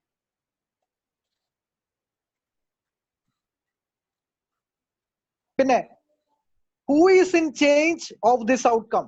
ആരാണ് ഈ ഔട്ട്കമ്മിന് ചേഞ്ച് ഉണ്ടാക്കുന്നത്? The answer has to be you, because an outcome depends on other is not achievable by you. ഈ സ്പെസിഫിക് ആയിട്ടുള്ള ഈ വിഷൻ ആരാണ് സെറ്റ് ചെയ്യേണ്ടത്? നമ്മൾ തന്നെയാണ് സെറ്റ്. ഓക്കെ, ഇനി നമ്മൾ ചോദിക്കേണ്ടത് ഈ വിഷൻ സെറ്റ് ചെയ്യുമ്പോൾ, is it good for you? ഇത് എനിക്ക് ഗുണം ചെയ്യുമോ? ഈ വിഷൻ സെറ്റ് ചെയ്ത് നമ്മൾ മുന്നോട്ട് പോകുമ്പോൾ, ഇതിൽ ഫോക്കസ് ചെയ്ത് വർക്ക് ചെയ്യുമ്പോൾ, is it good for me? ഇതെനിക്ക് ഗുണം ചെയ്യുമോ? ഇത് വളരെ ഇമ്പോർട്ടന്റ് ആണ്. Make sure that you build clear pictures in your mind of what you want to achieve. Be very specific and clear. ഒരു ക്ലിയർ കട്ട് പിക്ചർ വേണം what you want to achieve എന്നുള്ളത്. നിങ്ങൾക്ക് എന്താവണം? ആ വിഷൻ വളരെ clear കട്ടായിട്ടുള്ള ഒരു picture ആയിട്ട് നിങ്ങളുടെ മനസ്സിൽ എപ്പോഴും വേണം. ഇനി രണ്ടാമത്തെ പോയിന്റിൽ വരുന്ന സബ് പോയിന്റ് ആണ്, don't just try, do it. Try ചെയ്യലല്ല, just do it. നൈക്കി എന്ന് പറയുന്ന കമ്പനിയുടെ ആ ഒരു വാചകം എനിക്ക് ഇഷ്ടമുള്ളതുകൊണ്ട് ഞാൻ നൈക്കിയുടെ ഷൂസ് ഒക്കെ വാരി വലിച്ചു വാങ്ങിയത്. just do it. just അങ്ങ് ചെയ്യുക. നിങ്ങൾക്ക് പേടിയുള്ള കാര്യമാണ്, just do it. Automatically your fear will go outside of your mind. It will be flushed out of your mind. അത് നിങ്ങളുടെ മനസ്സിൽ നിന്ന് ഫ്ലഷ്ഡ് ഔട്ട് ആവും. അപ്പോൾ ട്രൈ ചെയ്യലല്ല, ജസ്റ്റ് ഡു ഇറ്റ് മാൻ എന്ന് പറയില്ലേ, ആ ഒരു സ്പിരിറ്റ് വേണം. ട്രൈയിങ് എന്ന് പറഞ്ഞാല് അത് ഫെയിലിയറിനെയാണ് കാണിക്കുന്നത്. So leave out of this wrong word trying when defining your business goals. Business ഗോളില് നമ്മൾ ചോദിക്കുമ്പോൾ ചില ആൾക്കാർ പറയും, ഞാനേ ഒരു പുതിയ ബിസിനസ് ഒന്ന് ട്രൈ ചെയ്ത് നോക്കാന്ന് വിചാരിക്കുന്നുണ്ട്, അതിന്റെ സാധ്യത എത്ര ഉണ്ടെന്ന് എനിക്ക് അറിയില്ല, എന്നാണ് ഞാൻ പണിക്ക് പോവാതിരിക്കുക. Never do it. ആ ബിസിനസ് വിജയിക്കുമെന്ന് നിങ്ങൾക്ക് ഉറപ്പുണ്ടെങ്കിൽ മാത്രം നിങ്ങൾ ഇൻവെസ്റ്റ് ചെയ്താൽ മതി. എന്തിനാ വെറുതെ നമ്മുടെ എഫേർട്ട് കളയുന്നത്? നമ്മുടെ മണി, സമയം, ഇതെല്ലാം നഷ്ടമാണ്. ഇനി അടുത്ത point, commit and take action. Commitment ആണ്. കമ്മിറ്റ്മെന്റ് 100% അല്ല കേട്ടോ, 200% കമ്മിറ്റ്മെന്റ് നിങ്ങൾക്കുണ്ടെങ്കിൽ നിങ്ങൾക്ക് ജീവിതത്തിൽ ഒരു ബിസിനസ് വിജയിപ്പിക്കാൻ പറ്റും. 30 ലക്ഷം കടം വെച്ചിട്ട് ഇവിടെ വാഹന വിപണിയിൽ സെക്കൻഡ് ഹാൻഡ് കാർ വിറ്റുകൊണ്ടുവിടുന്ന ഒരു മനുഷ്യനെ എനിക്കറിയാം. 5 പൈസ കയ്യിലില്ല, 30 ലക്ഷം രൂപ ലോൺ കടമെടുത്തിട്ട് അത് അടയ്ക്കാതെ ദുബായിൽ പോയിട്ട് പിന്നീട് 6 വർഷത്തിന് ശേഷം ഞാൻ ആ വ്യക്തിയെ കാണുമ്പോൾ എന്നെ ഒരു ഫെറാറിയിൽ എന്റെ ദുബായ് അദ്ദേഹം ചുറ്റിക്കൊണ്ട് കറങ്ങി. How he did that? അതാണ് കമ്മിറ്റ്മെന്റ് ടു ടേക്ക് ആക്ഷൻ. നമ്മൾ വളരെ കമ്മിറ്റ്മെന്റ് ആയിരിക്കണം നമ്മുടെ ആക്ഷനിൽ. ടേക്ക് ആക്ഷൻ ആണ് ഫസ്റ്റ് ചെയ്യുക. First take action, second commitment to the action. 100 അല്ല, ഞാൻ പറയുകയാണെങ്കിൽ 200% എന്ന് പറയും. മോർ ദാൻ 100% ആണ്. അങ്ങനെ വരുമ്പോൾ ഒരിക്കലും പരാജയപ്പെടാനാവില്ല നമുക്ക്. Take action to start achieving your goals from the moment you define them and keeping move forward. I will read it again. Take action to start achieving your goals from the moment you define them and keep moving forward. ഇതാണ് commitment എന്ന് പറയുന്നത്. Commitment വന്ന action വന്നോളൂ. അടുത്ത sub point break the old habits, change to the situation, break the old habits. ഈ zoom meeting പോലും നമ്മുടെ bad habits മാറ്റിയതിന് ഒരു എക്സാമ്പിൾ ആണ്. കാലത്തിനൊത്ത് നീങ്ങുക. കൊറോണ കാലത്ത് നമ്മൾക്ക് നേരിട്ട് ഒരു മുറിയിലിരിക്കാൻ പറ്റില്ല, പക്ഷെ സൂം ആപ്ലിക്കേഷൻ വഴി നമ്മൾ ചെയ്യുകയാണ്. ഓൾഡ് ഹാബിറ്റ് ആണെങ്കിൽ എന്ത് ചെയ്യും? നമ്മൾ പണം അടച്ച് കാത്തിരിക്കും, ട്രെയിനറിനെ കാത്തിരിക്കും, ട്രെയിനർ വരുന്നു, ഒരു റൂമിലിരുന്ന് ചെയ്യുന്നു. കാലത്തിനൊത്ത് മാറുക. ഒരു ബിസിനസ് മാന് നിലനിൽക്കണമെങ്കിൽ കാലത്തിനൊത്ത് കോലം കെട്ടണം എന്ന് പറയും. നാടോടുമ്പോൾ നടുവേ ഓടണം എന്ന് പറയും പഴമക്കാർ. അങ്ങനെ വേണം. മാറ്റങ്ങൾ അനുസരിച്ച് നമ്മൾ മാറണം. അതുകൊണ്ടാണ് കുമാരനാശൻ പറഞ്ഞത്, മാറ്റുവിൻ ചട്ടങ്ങളെ, അല്ലെങ്കിൽ അത് നിങ്ങളെ തന്നെ മാറ്റിക്കളയോ. നമ്മൾ മാറിയാൽ മതിയാവും. കാരണം നമ്മൾ പണ്ട് കറക്കി വിളിക്കുന്ന ഫോണായിരുന്നു, പിന്നെ നമ്മൾ ഞെക്കി വിളിക്കുന്ന ഫോണുകളായി, പിന്നെ അത് കയ്യിൽ പിടിച്ച് ഞെക്കി വിളിക്കുന്ന ഫോണുകളായി, കൊണ്ടു നടക്കാവുന്നതായി. പേജറൊക്കെ വന്നു അതിനു മുമ്പ്. പണ്ട് പേജറൊക്കെ കാണുമ്പോൾ വലിയ അത്ഭുതമായിരുന്നു. ഗൾഫിൽ നിന്നൊക്കെ വരുന്ന ആൾക്കാർ അരയിൽ ഒരു പേജറൊക്കെ തിരിയിട്ട് നടക്കുന്നത് കാണുമ്പോൾ ഞാനൊക്കെ ചെറുപ്പത്തില് വലിയ അത്ഭുതത്തോടു കൂടി നോക്കിയിട്ടുണ്ട്. പിണി ഒരു സൗണ്ട് ഒക്കെ ഉണ്ടാവും, ഒരു മെസ്സേജൊക്കെ വരും. അവിടെ നിന്ന് മാറി പിന്നെ നമ്മൾ മൊബൈലിലെത്തി, സ്വിച്ചുള്ള മൊബൈലിലെത്തി. പിന്നീട് അങ്ങോട്ട് സ്വിച്ചുള്ള മൊബൈൽ മാറി തോണ്ടി വിളിക്കുന്ന മൊബൈലിലായി. അത് ഐഫോണിന്റെ രൂപത്തിലായി, സാംസങ്ങിന്റെ രൂപത്തിലായി, എന്തെല്ലാം രൂപത്തിലായി. ഇന്നിപ്പോ ലാപ്ടോപ്പിനെ ഞാൻ റീപ്ലേസ് ചെയ്തത് ഇതൊരു ന്യൂ ടെക്നോളജി അല്ലേ. എനിക്ക് എന്തുകൊണ്ടാണ് നിങ്ങൾക്കുമായിട്ട് ഇന്ന് ഇത് ക്യാൻസൽ ചെയ്യാതെ നിങ്ങളെ കാണാൻ പറ്റിയത്?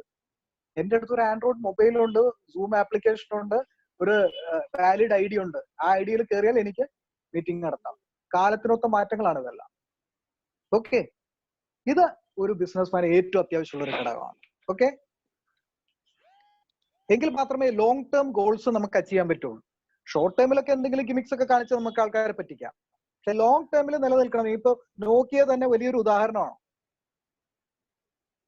സാംസങ് മൊബൈൽസ് വന്ന്, ആൻഡ്രോയിഡ് മൊബൈൽസ് വന്നപ്പോൾ സിംബിയാൻ എന്ന് പറയുന്ന സോഫ്റ്റ്വെയർ ഉപയോഗിച്ചിരുന്ന ഞെക്കി വിളിക്കുന്ന മൊബൈൽ ഔട്ടായി. അതുവരെ മൊബൈൽ ഭീമന്മാരായിരുന്ന നോക്കിയ കമ്പനി എവിടെ പോയി? മാറണം പോലും ആൻഡ്രോയിഡിലേക്ക് എത്തിയ കാലഘട്ടമാണ്. മാറ്റത്തിന്റെ ഉൾക്കൊള്ളലാണ് അതെല്ലാം. Okay, use failures as feedback. NLPയുടെ ഏറ്റവും വലിയൊരു റൂളാണത്. ഫെയിലിയേഴ്സ് നമ്മൾ ഫീഡ്ബാക്ക് ആയിട്ട് എടുക്കണം. Use failures as feedback. പരാജയം എന്ന് പറയുന്നത് ഫീഡ്ബാക്ക് ആണ്. അല്ലാതെ പരാജയം വന്നു എന്ന് പറഞ്ഞിട്ട് അവിടെ ഉപേക്ഷിക്കലല്ല പരാജയം എന്ന് പറയുന്നത്. Failure is A stepping stone എന്നൊക്കെ പറയാം. ഒരു കഴുതയുടെ കഥ കേട്ടിട്ടുണ്ട്. ആ കഴുത ഭാരമെടുത്ത് അവശനായി കഴിഞ്ഞപ്പോ അതിന്റെ ഉടമസ്ഥൻ അതിനെ ഉപേക്ഷിക്കുകയാണ്. ഉടമസ്ഥനെ ഉപേക്ഷിച്ച് കഴിഞ്ഞു കഴിഞ്ഞപ്പോൾ ആ കഴുത നടന്നു പോകുന്ന സമയത്ത് കുറെ ആളുകൾ ചേർന്നിട്ട് അവനെ ഒരു പടുകുഴിയിലേക്ക് തള്ളിയിടുക. റോട്ടിൽ കൂടെ പോകുന്ന ആളുകളെല്ലാം റോഡിൽ ഈ കഴുതയെ കാണുമ്പോൾ കല്ലും കട്ടയൊക്കെ എടുത്ത് വലിച്ചെറിയാൻ തുടങ്ങി. പാവത്തിന് നോവിക്കാൻ തുടങ്ങി. ചിലപ്പോഴൊക്കെ അവൻ മാറി നിന്ന് പല ഏറുകളിൽ നിന്നും രക്ഷപ്പെട്ടു. പക്ഷെ അവൻ അവിടെ പരാജയത്തിന്റെ പടുകുഴിയിൽ കിടക്കുന്ന സമയത്തും ചിന്തിക്കുക. അപ്പൊ ഇഷ്ടികയും അതുപോലെ തന്നെ വെട്ടുകല്ലൊക്കെ എടുത്ത് എറിയുന്ന ആൾക്കാരുണ്ട്. കുട്ടികളൊക്കെ മണ്ണും കല്ലും ഒക്കെ വിളിച്ചെറിയുന്നുണ്ട്. ഇവൻ എന്ത് ചെയ്തു? ഈ വീഴുന്ന കല്ലുകളെല്ലാം കൂട്ടി പെറുക്കി വെച്ച് ഒരു കൂന ഉണ്ടാക്കി അതിന്റെ മുകളിൽ ഈ കുഴിയിൽ നിന്ന് രക്ഷപ്പെടുക. ഈ അവസ്ഥയിലുള്ള പല ബിസിനസ്മാൻമാരെ നമ്മള് ചുറ്റുവട്ടത്ത് വീക്ഷിച്ചാൽ കാണാൻ പറ്റും.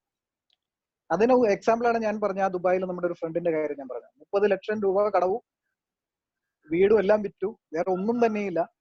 6 വർഷത്തിനുള്ളിൽ എല്ലാം മേക്ക് ഓവറാ. എല്ലാം കിമേഡം, everything, even a Ferrari. It's possible. അപ്പോ യൂസ് ഫെയിലിയേഴ്സ് ആസ് ഫീഡ്ബാക്ക്. അത് വലിയൊരു ഘടകമാണ്. ഒരു പരാജയം വന്നുകൊണ്ട് ഒരിക്കലും അതിൽ നിന്ന് ക്വിറ്റ് ചെയ്യരുത്. ഇനി അടുത്തത് ആസ്ക് ക്വസ്റ്റ്യൻസ്. ക്വസ്റ്റ്യൻസ് ചോദിക്കണം. ഇത് പലപ്പോഴും മീറ്റിങ്ങുകളിലാണ് പ്രയോജനപ്പെടുന്നത് കേട്ടോ. വലിയ വലിയ കോർപ്പറേറ്റ് കമ്പനികളിലും അല്ലാത്തടത്തും നമുക്ക് ഏറ്റവും പ്രയോജനപ്പെടുന്ന ഒരു കാര്യം ആസ്കിങ് ക്വസ്റ്റ്യൻസ് ആണ്. Proper questions, asking proper questions will brainstorm the meeting. If you are not getting the result you want, ask how and what questions to find out what you can do differently. ഇത്രയും നാൾ ചെയ്തുകൊണ്ടാണല്ലോ പരാജയപ്പെട്ടത്. Why don't you do it differently? എന്തുകൊണ്ട് നമുക്ക് വ്യത്യസ്തമായിട്ട് ചെയ്തുകൂടാ? അങ്ങനെ മുന്നോട്ട് പോകുമ്പോൾ നമുക്ക് വിജയിക്കാൻ സാധിക്കും. ഓക്കെ, അടുത്ത പോയിന്റിലേക്ക് കിടക്കുന്നു. B specific. അത് നമ്മൾ നേരത്തെ പറഞ്ഞതാണ്. B specific about what you want. A vague start point can only give you A vague result. അവ്യക്തമായ തുടക്കം അവ്യക്തമായ അവസാനത്തിലേക്ക് കലാശിക്കുകയുള്ളൂ. അതുകൊണ്ട് നമുക്ക് വേണ്ടത് വ്യക്തമായ സ്പെസിഫിക് ആയിട്ടുള്ള ഗോൾ, സ്പെസിഫിക് ആയിട്ടുള്ള ലക്ഷ്യമായിരിക്കണം. എങ്കിൽ നിങ്ങൾക്ക് സ്പെസിഫിക് ആയിട്ടുള്ള ഔട്ട്കമും കിട്ടും. നിങ്ങൾ ഉദ്ദേശിച്ച പോലെ കാര്യങ്ങൾ നീങ്ങും. അതുകൊണ്ട് സ്പെസിഫിക്. നെക്സ്റ്റ് പോയിന്റ്, നമ്മുടെ മെയിൻ പോയിന്റില് ബി ആൻഡ് എക്സലന്റ് കമ്മ്യൂണിക്കേറ്റർ എന്ന് പറഞ്ഞു. അതിൽ വരുന്ന സബ് പോയിന്റ്സ് ആണ് ഇനി പറയാൻ പോകുന്നത്. B an excellent communicator. നല്ല ഒരു കമ്മ്യൂണിക്കേറ്റർ ആവണമെങ്കിൽ നമുക്ക് വേണ്ടത് എസ്റ്റാബ്ലിഷ് റാപ്പോ. റാപ്പോ ക്രിയേറ്റ് ചെയ്യാന്ന് പറയില്ലേ, നല്ല വ്യക്തിബന്ധങ്ങൾ ഉണ്ടാക്കുന്നവനായിരിക്കും ഒരു ബിസിനസ്മാൻ. അതുകൊണ്ടാണ് ഇന്നൊക്കെ ബിസിനസ് മീറ്റിങ്ങുകൾ പരസ്പരം പങ്കുവെക്കാനുള്ള മീറ്റിങ്ങുകൾ വന്നത്. പല ചാപ്റ്റേഴ്സ്, JCI, അതുപോലെ തന്നെ BNI, അതുപോലുള്ള ചാപ്റ്റേഴ്സ് ഒക്കെ ഉണ്ടല്ലോ. അപ്പോൾ എസ്റ്റാബ്ലിഷ് റാപ്പോ, നല്ല റാപ്പോ ക്രിയേറ്റ് ചെയ്യുക. അത് നിങ്ങളുടെ എംപ്ലോയീസ് ആയിട്ടും നിങ്ങളുടെ സബോർഡിനേറ്റ്സ് ആയിട്ടും MD ആരുമായിക്കൊള്ളട്ടെ, അവരുമായിട്ട് നിങ്ങൾ നല്ല റാപ്പോ ക്രിയേറ്റ് ചെയ്യുക. റാപ്പോ ക്രിയേറ്റ് ചെയ്താൽ നമുക്ക് it's very easy to get things done. കാര്യങ്ങൾ പെട്ടെന്ന് ചെയ്തു തീർക്കാൻ നമുക്ക് എളുപ്പം സാധിക്കും. ഓക്കെ, അപ്പൊ ഡെയിലി ലൈഫിൽ നമ്മൾ എല്ലാവരുമായിട്ട് റാപ്പോ ക്രിയേറ്റ് ചെയ്യും. ഓക്കെ, NLPയിൽ അതിനു വേണ്ടി മിററിംഗ് എന്ന് പറഞ്ഞിട്ടൊരു ടെക്നിക്കൊക്കെ ഉണ്ട്. അത് വിശദമായിട്ട് നമുക്ക് വേറെ ക്ലാസ്സിൽ നോക്കാം. അടുത്തത് സബ് പോയിന്റ് ആണ്. അതിൽ തന്നെ പേ അറ്റൻഷൻ. ഇപ്പോൾ തന്നെ ഈ മീറ്റിംഗ് നടക്കുമ്പോൾ എത്ര പേര് അത് അറ്റൻഡ് ചെയ്യുന്നു എന്നുള്ളതാണ് ഒരു ട്രെയിനർക്ക് കിട്ടുന്ന ഏറ്റവും വലിയ റെക്കഗ്നിഷൻ എന്ന് പറയുന്നത്. പേ അറ്റൻഷൻ, നമ്മൾ ശ്രദ്ധിക്കണം. അപ്പൊ നമ്മളെ ഐസ്, ഫേസ്, വോയിസ്, ഇതിനെല്ലാം ആശ്രയിച്ചിട്ടിരിക്കും ഒരു ട്രെയിനറുടെ കഴിവെന്ന് പറയുന്നത്. അതുപോലെ തന്നെ ഒരു ബിസിനസ്മാൻ ഒരു മീറ്റിങ്ങിന് ചെന്നു, ഒരു നെഗോസിയേഷൻ ആണ്. നമ്മൾ വളരെ അറ്റൻറ്റീവ് ആയിട്ട് അയാളുടെ കണ്ണുകള്, അയാളുടെ ചലനങ്ങള്, അയാളുടെ വോയിസിൽ വരുന്ന പിച്ചില്, ടോണിലുള്ള വ്യത്യാസങ്ങള്, ഇതെല്ലാം മനസ്സിലാക്കാൻ കഴിവുള്ള എക്സ്പീരിയൻസ് ഉള്ള ഒരാളാണെങ്കിൽ he will be a go getter. ചെന്ന കാര്യം സാധിച്ചിട്ട് അയാൾ പോരും. അങ്ങനെ ആയിരിക്കണം ഒരു business. Okay, go to the next point. Watch the eyes. നേരത്തെ പറഞ്ഞു ഞാൻ, കണ്ണുകളിലേക്ക് നോക്കുക. കണ്ണ് മുഖവും നമ്മുടെ മനസ്സിന്റെ കണ്ണാടിയാണെന്ന് പറയും.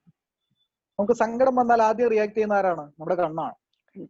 കള്ളം പറയുമ്പോൾ നമ്മളെ കണ്ണ് പോകുന്നത്, ഒരു കേൾവിയെ ഓർത്തെടുക്കുമ്പോൾ നമ്മുടെ കണ്ണ് പോകുന്നത്, ഒരു കേൾവിയെ കൺസ്ട്രക്ട് ചെയ്യുമ്പോൾ നമ്മുടെ കണ്ണ് പോകുന്നത്, ഇങ്ങനെയുള്ള ഓരോ കാര്യങ്ങളും NLP വിശദമായിട്ട് പറയുന്നുണ്ട്. നമുക്കത് എല്ലാ വിശദാംശങ്ങളിലും കടക്കാൻ പറ്റുന്നില്ല. എങ്കിൽ പോലും ഇത്തരം കാര്യങ്ങൾ ശ്രദ്ധിക്കുന്നതിലൂടെ ഒബ്സർവ് ചെയ്തിട്ട് നമുക്ക് കാര്യങ്ങൾ മനസ്സിലാക്കാം. The eyes are the windows to the soul എന്നാണ് പറയുന്നത്.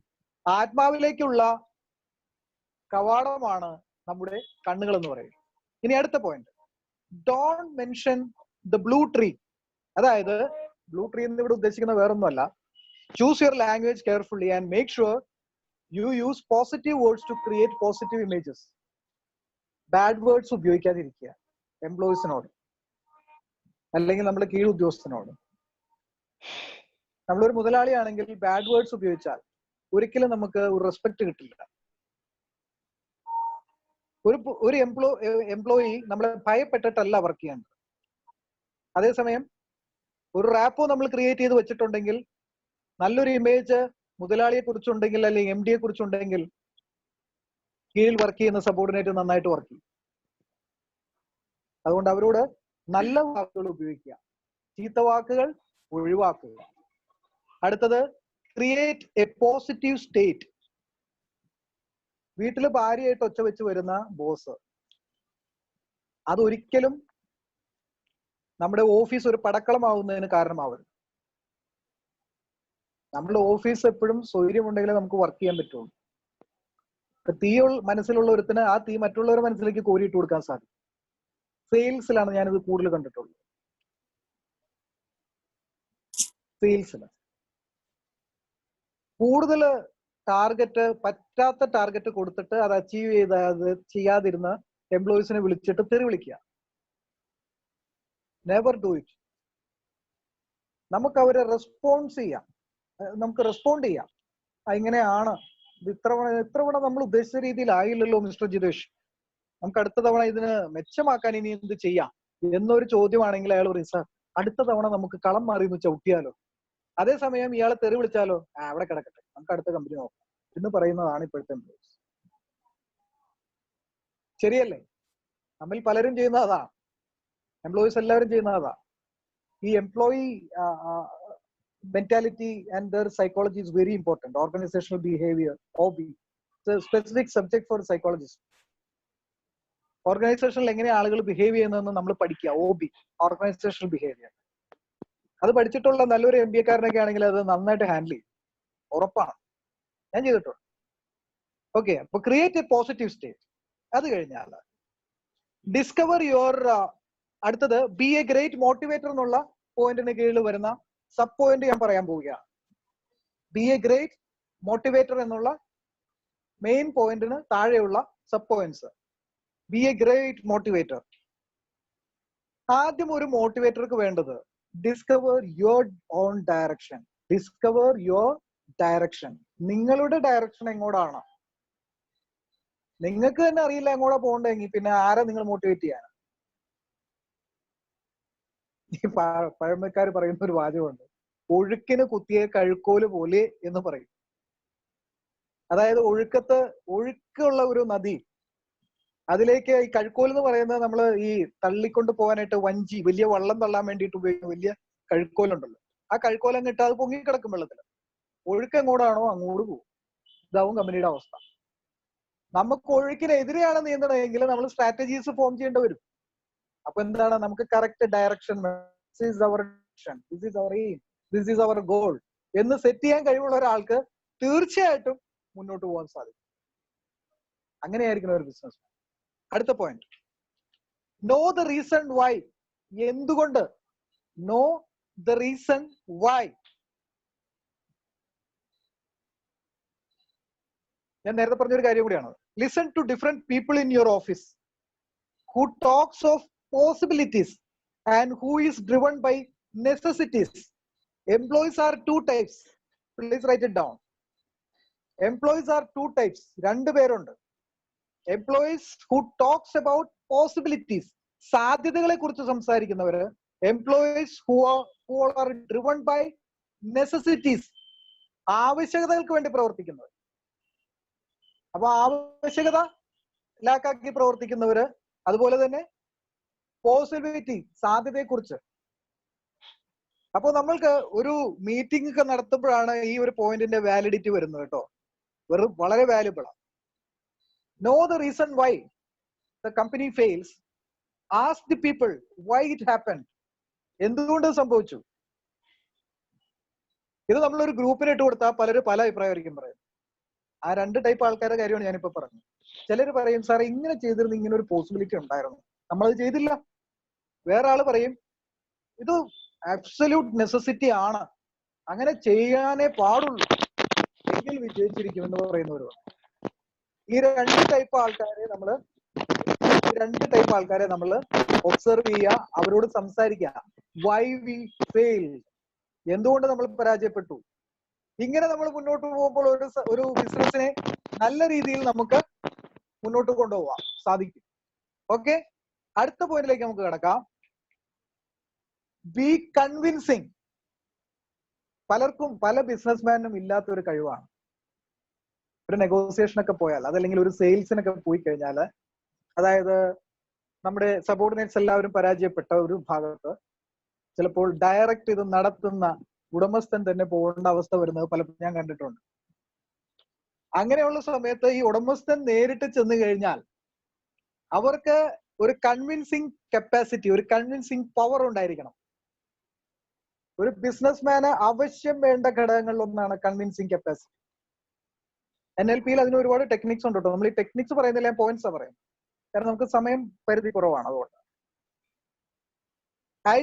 Identify how many times or over what time scale you and others need to be persuaded before you are convinced.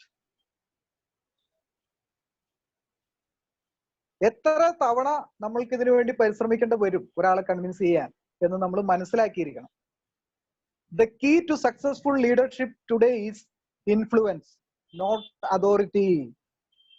ചെവിയെന്നുള്ളിക്കോ. The key to successful leadership today, in today's world, is influence. Influence ചെയ്യാൻ പഠിക്കുക. Convince ചെയ്താൽ നിങ്ങൾക്ക് influence ചെയ്യാം, not authority. നിങ്ങൾ authority കാണിക്കുന്ന ഒരു അധികാരത്തിന്റെ ഇരിപ്പിടത്തിലിരിക്കുന്ന, സിംഹാസനത്തിലിരിക്കുന്ന രാജാവല്ല. അത് മറന്ന് ഒരു ലീഡർ എന്ന് പറയുന്നത് ഒരു ഉന്തുവണ്ടി കാണുമ്പോൾ ആ ഉന്തുന്നവന്റെ മുന്നിൽ നിന്ന് വലിക്കുന്നവനായിരിക്കണം ആ ഉന്തുവണ്ടി.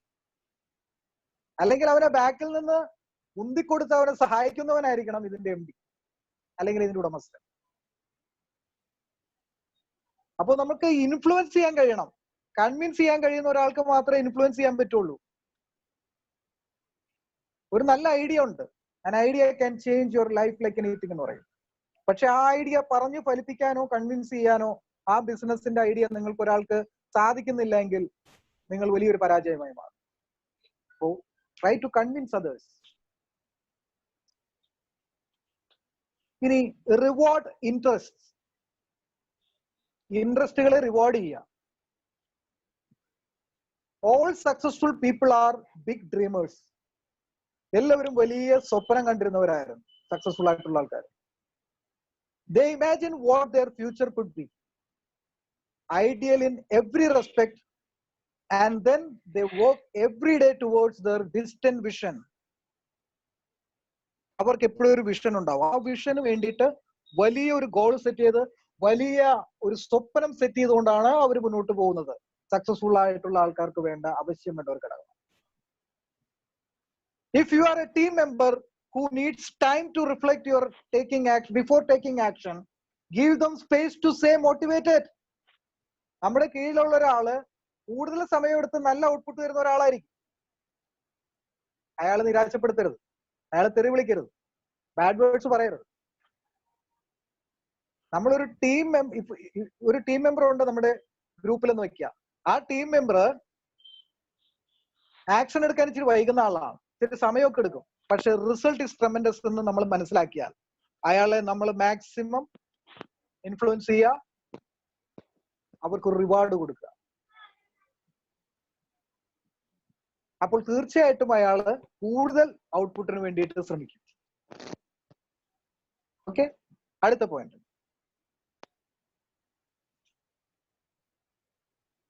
Separate externals from internals. എക്സ്റ്റേണൽസിനെയും ഇന്റേണൽസിനെയും സെപ്പറേറ്റ് ചെയ്ത് മനസ്സിലാക്കുക. അതായത് എക്സ്റ്റേണൽ പീപ്പിൾ ഉണ്ട്, ഇന്റേണൽ പീപ്പിൾ ഉണ്ട്. രണ്ട് ടൈപ്പ് ഉണ്ട്. Work out if you and your colleagues use internal or external frames of reference. ഞാൻ വിശദീകരിക്കാം. If you have colleagues or clients like this, the only one way to convince them, അതായത് internal പീപ്പിളിനെ convince ചെയ്യാൻ, ഏത് type ആൾക്കാരാണെന്ന് പറയാം. Internal പീപ്പിൾസിനെ convince ചെയ്യാൻ നിങ്ങൾ എന്ത് ചെയ്യണം? Only you know for certain whether this is right for you. You will know inside what you think എന്ന് പറഞ്ഞാൽ മതി. നിങ്ങൾക്കറിയാം നിങ്ങളുടെ മനസ്സിൽ എന്താണെന്ന്. ഇന്റേണലി തിങ്ക് ചെയ്യുന്ന ഒരാളോട്, ചിന്തിക്കുന്ന ഒരാളോട് അങ്ങനെ പറഞ്ഞാൽ മതിയാവും, അയാൾ വർക്ക് ചെയ്തോളൂ. എക്സ്റ്റേണലി ഇൻഫ്ലുവൻസ്ഡ് ആയിട്ടുള്ള പീപ്പിൾ, അവരോട് എങ്ങനെ പറയണം? Think what other people here will think about this. ചില ആൾക്കാരുണ്ട് എന്ത് പ്രവർത്തിക്ക് പോകുമ്പോഴും മറ്റുള്ളവർ എന്ത് ചിന്തിക്കുവോ, എന്ന് പറയുന്ന ആൾക്കാരാണ് ഈ വിഭാഗം. Externally influenced people. അങ്ങനെയുള്ളവർ എന്ത് പറയണം? പുറത്തുള്ള ആൾക്കാര് എന്ത് വിചാരിക്കുമെന്ന് പറയണം. ഇപ്പൊ ഞാനൊരു സിമ്പിൾ എക്സാമ്പിൾ പറയാം. നമ്മളെല്ലാം പാരന്റ്സ് ആണല്ലോ. എനിക്കുണ്ട് മക്കൾ. ഇന്റേണലി ഇൻഫ്ലുവൻസ്ഡ് ആയിട്ടുള്ള ഒരു കുട്ടിയോട് നമ്മൾ പറയേണ്ടത്, പഠിക്കാതിരിക്കുന്ന ഒരു കുട്ടിയോട് എന്താ പറയേണ്ടതെന്ന് അറിയോ? നീ ഒന്ന് ചിന്തിച്ചു നോക്കി, നീ പഠിക്കാണ്ടിരുന്ന നീ എന്ത് അവസ്ഥയിലെത്തും? ഇതാ കാണുന്ന യാചകനെ പോലെ അവനാണോ നിന്റെ ലൈഫ് ഉള്ളതെന്ന് പറഞ്ഞു. അവൻ ചിന്തിക്കാൻ തുടങ്ങും. ഇന്റേണലാ. ഇനി ഇതൊന്നും ഒരു വിഷയമില്ലാത്ത ചില കുട്ടികളുണ്ടാവും, അവൻ ഇങ്ങനത്തെ ഒരു സ്ട്രോക്ക് കൊടുത്ത ഒരു കാര്യമില്ല. എംപ്ലോയീസിന്റെ കാര്യത്തിൽ ഇങ്ങനെയാണ്. അത് വേറെ വിഭാഗക്കാർ, അതായത് ഔട്ട്സൈഡേഴ്സ് എന്ത് പറയുന്നു? എക്സ്റ്റേണൽ ഇൻഫ്ലുവൻസ് ആണ് അവനുള്ളത്. ഒരു റൗണ്ടിനുള്ളിൽ അവൻ നിൽക്കുന്നത്. ഞാൻ ചെയ്തതാ മറ്റുള്ളവരെന്ത് വിചാരിക്കും എന്ന് ചിന്തിക്കുന്ന ഒരു കുട്ടിയാണെങ്കിൽ അവനോട് പറയുക, ഒരു നല്ല പാരന്റ് എന്നുള്ള നിലയ്ക്ക് നിങ്ങൾ പറയുക, മോനെ നീ ഇപ്പൊ പരീക്ഷയ്ക്ക് പഠിക്കാണ്ട് കിടന്നു, 10ാം ക്ലാസ്സിലെ പരീക്ഷയാണോ, വലിയ കടമ്പയാണ്, ഞാൻ നിന്നെ ഫോഴ്സ് ചെയ്യുന്നൊന്നുമില്ല. This should be the parenting, okay. പക്ഷേ നീ തോറ്റു തുന്നം പാടിയും കൂടി വരുമ്പോ, നമ്മുടെ സിനിമയിൽ പറയില്ലേ, ഇതാ വരുന്നു നിന്റെ മോൻ എന്ന് പറയില്ലേ, ജഗതിയെ കുറിച്ച് പറയുന്നില്ലേ, തോറ്റു വരുന്ന മോനെ കുറിച്ചിട്ട്, അല്ല ദിലീപിനെ കുറിച്ച് അച്ഛൻ പറയുന്നുണ്ട്, ദേ വരുന്നു നിന്റെ മോൻ എന്ന് പറയുന്നു. എന്ന് പറഞ്ഞ പോലെ അവനോട് പറയണം, മോനെ ഇത് ഞാൻ കഴിഞ്ഞു വരുമ്പോ തെണ്ടിത്തിരിഞ്ഞ് നടക്കുമ്പോ ആൾക്കാർ മൂക്കത്ത് വിരൽ വെച്ച് പറയും, ശ്രീധരന്റെ മോന്ത് ഇത് ഇങ്ങനെ ആയല്ലോ. ഇത് പറയുമ്പോ അവന്റെ മനസ്സ് മാറും. ഇതുപോലെ തന്നെ പല എംപ്ലോയീസ് കിട്ടും. അങ്ങനെ ഇൻഫ്ലുവൻസ് ചെയ്താൽ ഈ എംപ്ലോയീസ് വർക്ക് ചെയ്യും. അവരെ പറഞ്ഞു വിടേണ്ട കാര്യമില്ല. പലപ്പോഴും നമ്മൾ ചെയ്യുന്നതെന്ന് വെച്ചാൽ അവനെ കൊണ്ട് പ്രയോജനമില്ല, പറഞ്ഞു വിട്ടേക്കാൻ പറയും. Never do that. ഒരു എംപ്ലോയിയെ ഒരു കാരണവശാൽ ചെറിയ ചെറിയ റീസൺസിന് നമ്മൾ പറഞ്ഞു വിട്ടാൽ, അട്രീഷൻ റേറ്റ് കൂടുതലുള്ള ഒരു കമ്പനി ആണെങ്കിൽ അവന് തുടക്കത്തിലുള്ള എംപ്ലോയിയെ, പുറത്തു പോയൊരു എംപ്ലോയി ഈ ഇപ്പൊ വർക്ക് ചെയ്യുന്ന എംപ്ലോയീസ് ആരൊക്കെയാണെന്ന് തിരക്കും. പല എംപ്ലോയീസിന്റെ ഒരു സ്വഭാവമാണ്, ഞാൻ വർക്ക് ചെയ്തെടുത്ത ആ മുതലാളിയുടെ കീഴിൽ ഇപ്പൊ ആരൊക്കെ വർക്ക് ചെയ്യുന്നുണ്ടോന്നൊന്നും എനിക്ക് അറിയണം. അഥവാ അറിഞ്ഞു കഴിഞ്ഞു കഴിഞ്ഞാൽ അവനെ ഒന്ന് വിളിക്കണം, എന്റെ പൊന്നു മോനെ ഈ മുതലാളി ഇങ്ങനെ ആയതുകൊണ്ടാണ് ഞാൻ വിട്ടുപോയത്. 3 മാസം കഴിയുമ്പോഴേക്കും ഇത് കേട്ട എംപ്ലോയി കിറ്റ് ചെയ്യും. ഇംപ്രഷൻ മോശം, മനസ്സിലായോ? അപ്പൊ നമ്മളൊരു ബിസിനസ് നടത്തുന്നുണ്ടെങ്കിൽ ആളുകളെ പിടിച്ചു നിർത്തുക. വെറുതെ ചുമ്മാ ചെറിയ ചെറിയ റീസണിന് വെറുതെ പറഞ്ഞു വിടാൻ നിൽക്കരുത്. അത് വളരെ ദോഷം ചെയ്യുന്ന ഒരു കാര്യമാണ്. കമ്പനിയുടെ അടിത്തറ ഇളകും. അങ്ങനെ അടിത്തറ ഇളകിയ കമ്പനികളുണ്ട്. ഞാൻ വർക്ക് ചെയ്യുന്ന ഒരു കമ്പനി ചൈനീസ് ഗുഡ്സ് എടുത്തിട്ട് ഡിസ്പെൻസർ, അതായത് സോപ്പ് ഡിസ്പെൻസർ അങ്ങനെയൊക്കെയുള്ള ചെയ്തിരുന്ന, അതില് ഏറ്റവും പഴക്കമുള്ള ഒരു സെയിൽസ് ഓഫീസർ ഉണ്ടായിരുന്നു അവിടെ. വലിയ പഠിത്തമൊന്നുമില്ലായിരുന്നു അവന്, നല്ല മിടുക്കനായ സെയിൽസ് ഓഫീസർ. അവനെ ഇയാളെ അവന്റെ മുതലാളി ഇവനെ മാക്സിമം വെറുപ്പിച്ചു. അവസാനം ഇവൻ ചെയ്ത പണി എന്താണെന്നറിയോ? ഇവൻ നടന്നപ്പോ ഈ കമ്പനിയുടെ വശങ്ങളെല്ലാം പഠിച്ചെടുത്തു. ഇന്നിപ്പോ അവന്റെ മുതലാളിയെ പോലെ തന്നെ ഒരു മുതലാളിയാ. അവൻ അതുപോലെ ഒരു കമ്പനിയിൽ നിന്ന് തുടങ്ങി. അതല്ലെങ്കിൽ എന്നും നല്ലൊരു സ്വഭാവമുള്ള ഒരു എംപ്ലോയർ അല്ലെങ്കിൽ ഒരു ബിസിനസ്സുകാരനായിരുന്നെങ്കിൽ അവനെ പിടിച്ചു നിർത്തിയാണെങ്കിൽ അവൻ നല്ലൊരു ജനറൽ മാനേജറായിട്ട് നിങ്ങൾക്ക് വേണ്ടി കൂടുതൽ കോൺട്രിബ്യൂട്ട് ചെയ്തേനെ. കാരണം ഇന്ന് അവൻ ചെയ്യുന്ന ബിസിനസ് അവന്റെ കയ്യിലിരിക്കുന്ന ബിസിനസ്സാ, അതും കൂടി നിങ്ങൾക്ക് വന്നേനെ. നിങ്ങളുടെ മോശം സ്വഭാവം കാരണം അവൻ സ്ഥലം വിട്ട് അടുത്ത ബിസിനസ് തുടങ്ങി സ്വന്തമായിട്ട്. ഇതിങ്ങനെ സംഭവിച്ച പല മഹാന്മാരെ എനിക്ക് പരിചയമുണ്ട്. എറണാകുളത്ത് തന്നെ, എറണാകുളത്ത് നിന്നല്ല, തിരുവനന്തപുരം, പല സ്ഥലങ്ങൾ. അപ്പൊ അത് ശ്രദ്ധിക്കുക. ഓക്കെ. ഇനി respect values, very very important point. Respect values.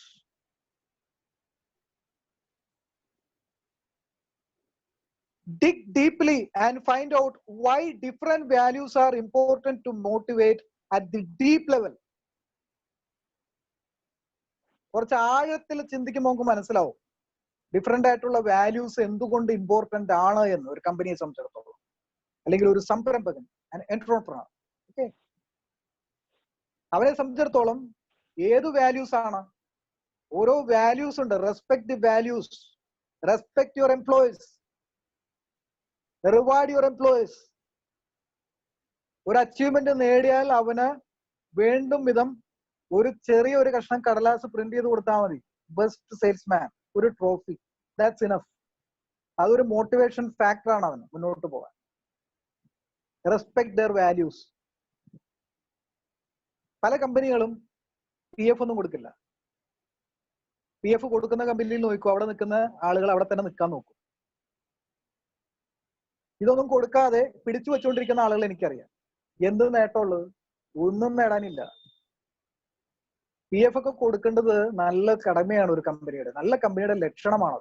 ഇന്നത്തെ എംപ്ലോയീസ് ഒക്കെ നന്നായിട്ട് പഠിച്ചിറങ്ങുന്നവരാണ്. MBA-കാരൊക്കെയാണ് നമ്മുടെ കീഴിൽ വരുന്നത്. നമ്മൾ 10ാം ക്ലാസ്സും ഗുസ്തിയും കുറച്ച് ബിസിനസ് മാത്രം പഠിച്ചൊരു വ്യക്തിയായിരിക്കും. അവൻ വന്ന് ചിന്തിക്കും.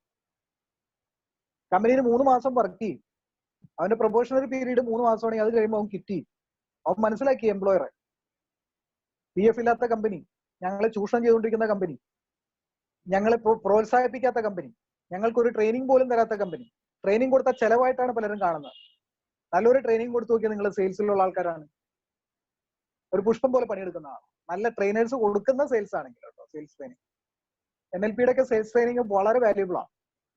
ആളെ അറിഞ്ഞ് പ്രവർത്തിക്കാൻ ഒരു സെയിൽസ്മാനെ നമ്മൾക്ക് മോൾഡ് ചെയ്തെടുക്കാം.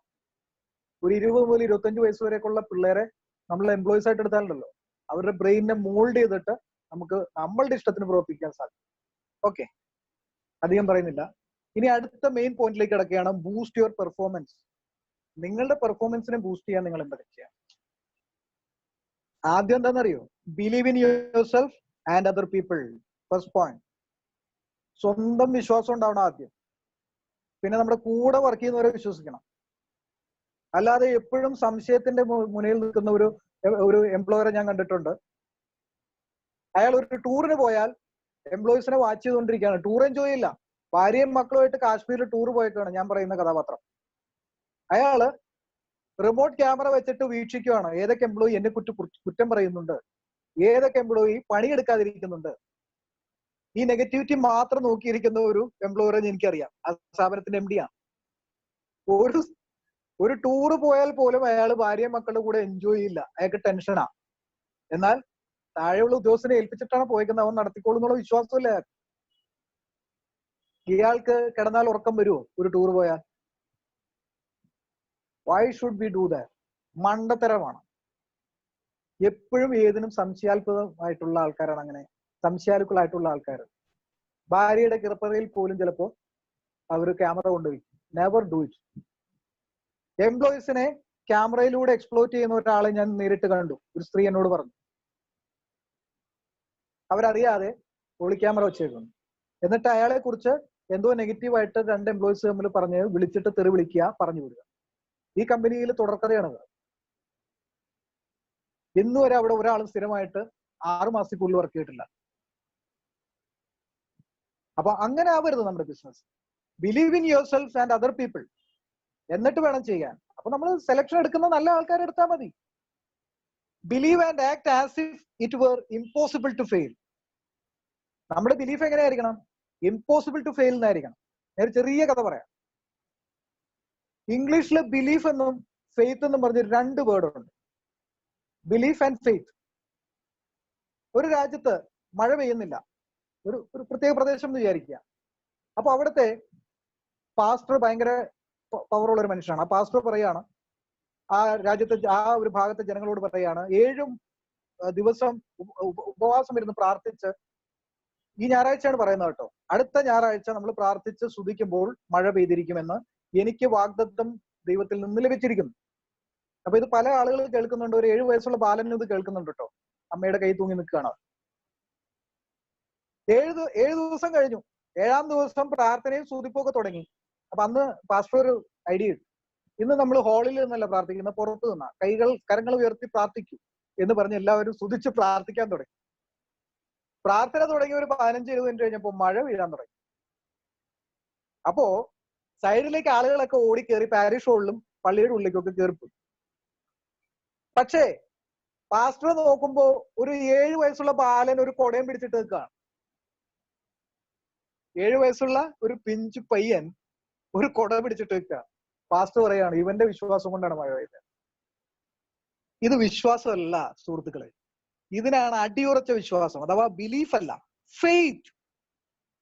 ഇവിടെയാണ് ഫെയ്ത്തിന്റെ ഇമ്പോർട്ടൻസ് വരുന്നത്.